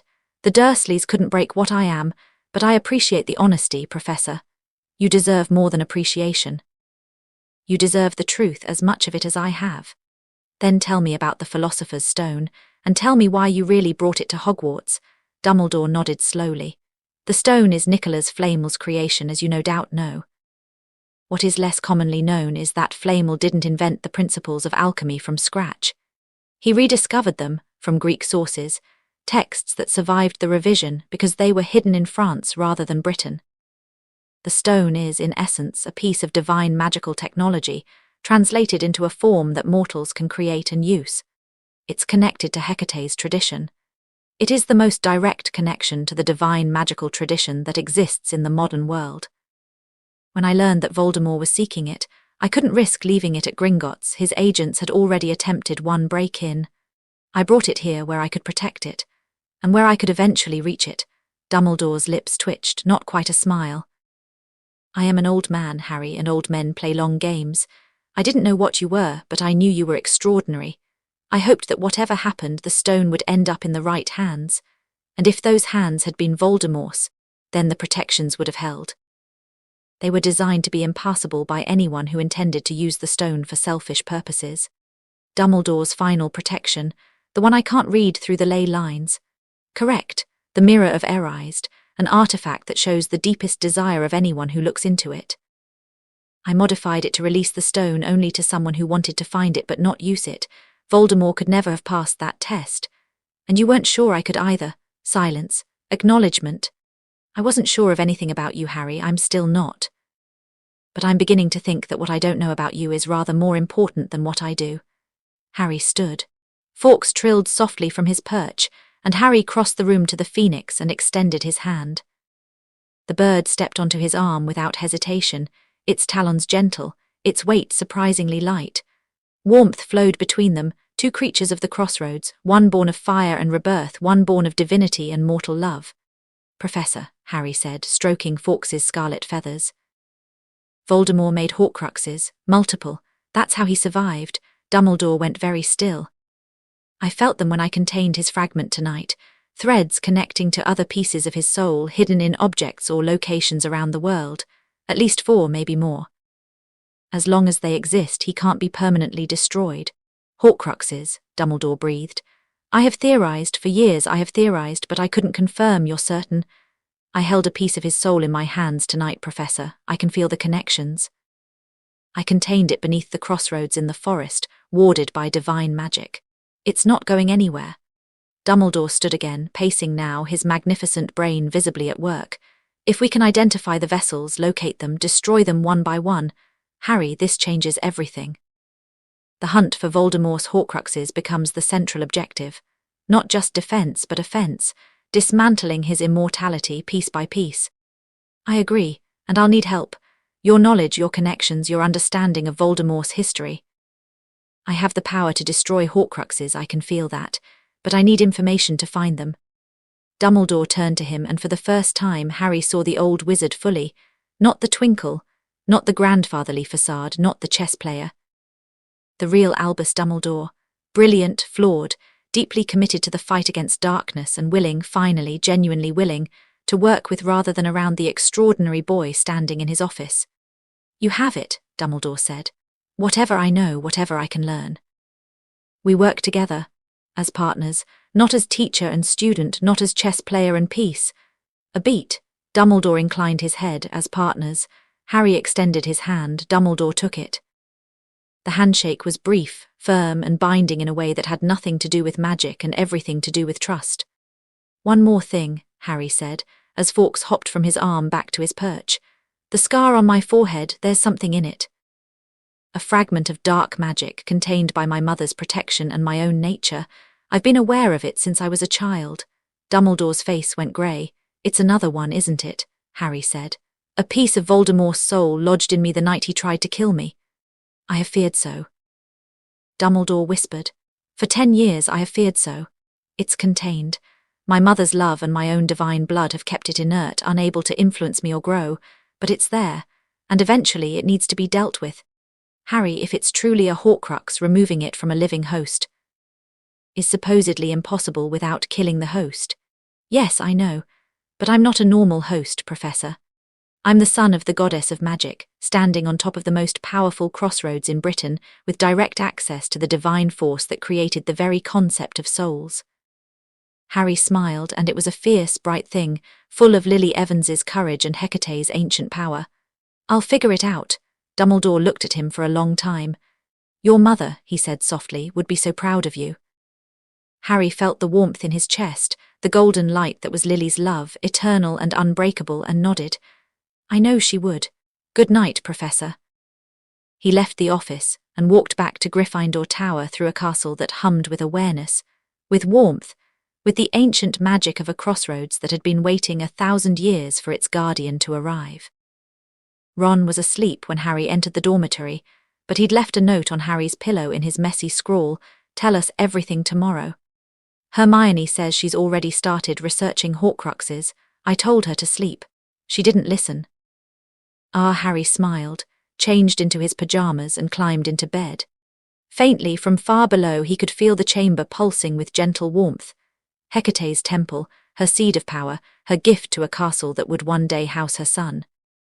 And deeper still, contained and warded at the crossroads in the forest, Voldemort's fragment screamed silently in its prison, and Harry felt it without pity but with a strange, cold clarity. The hunt had begun.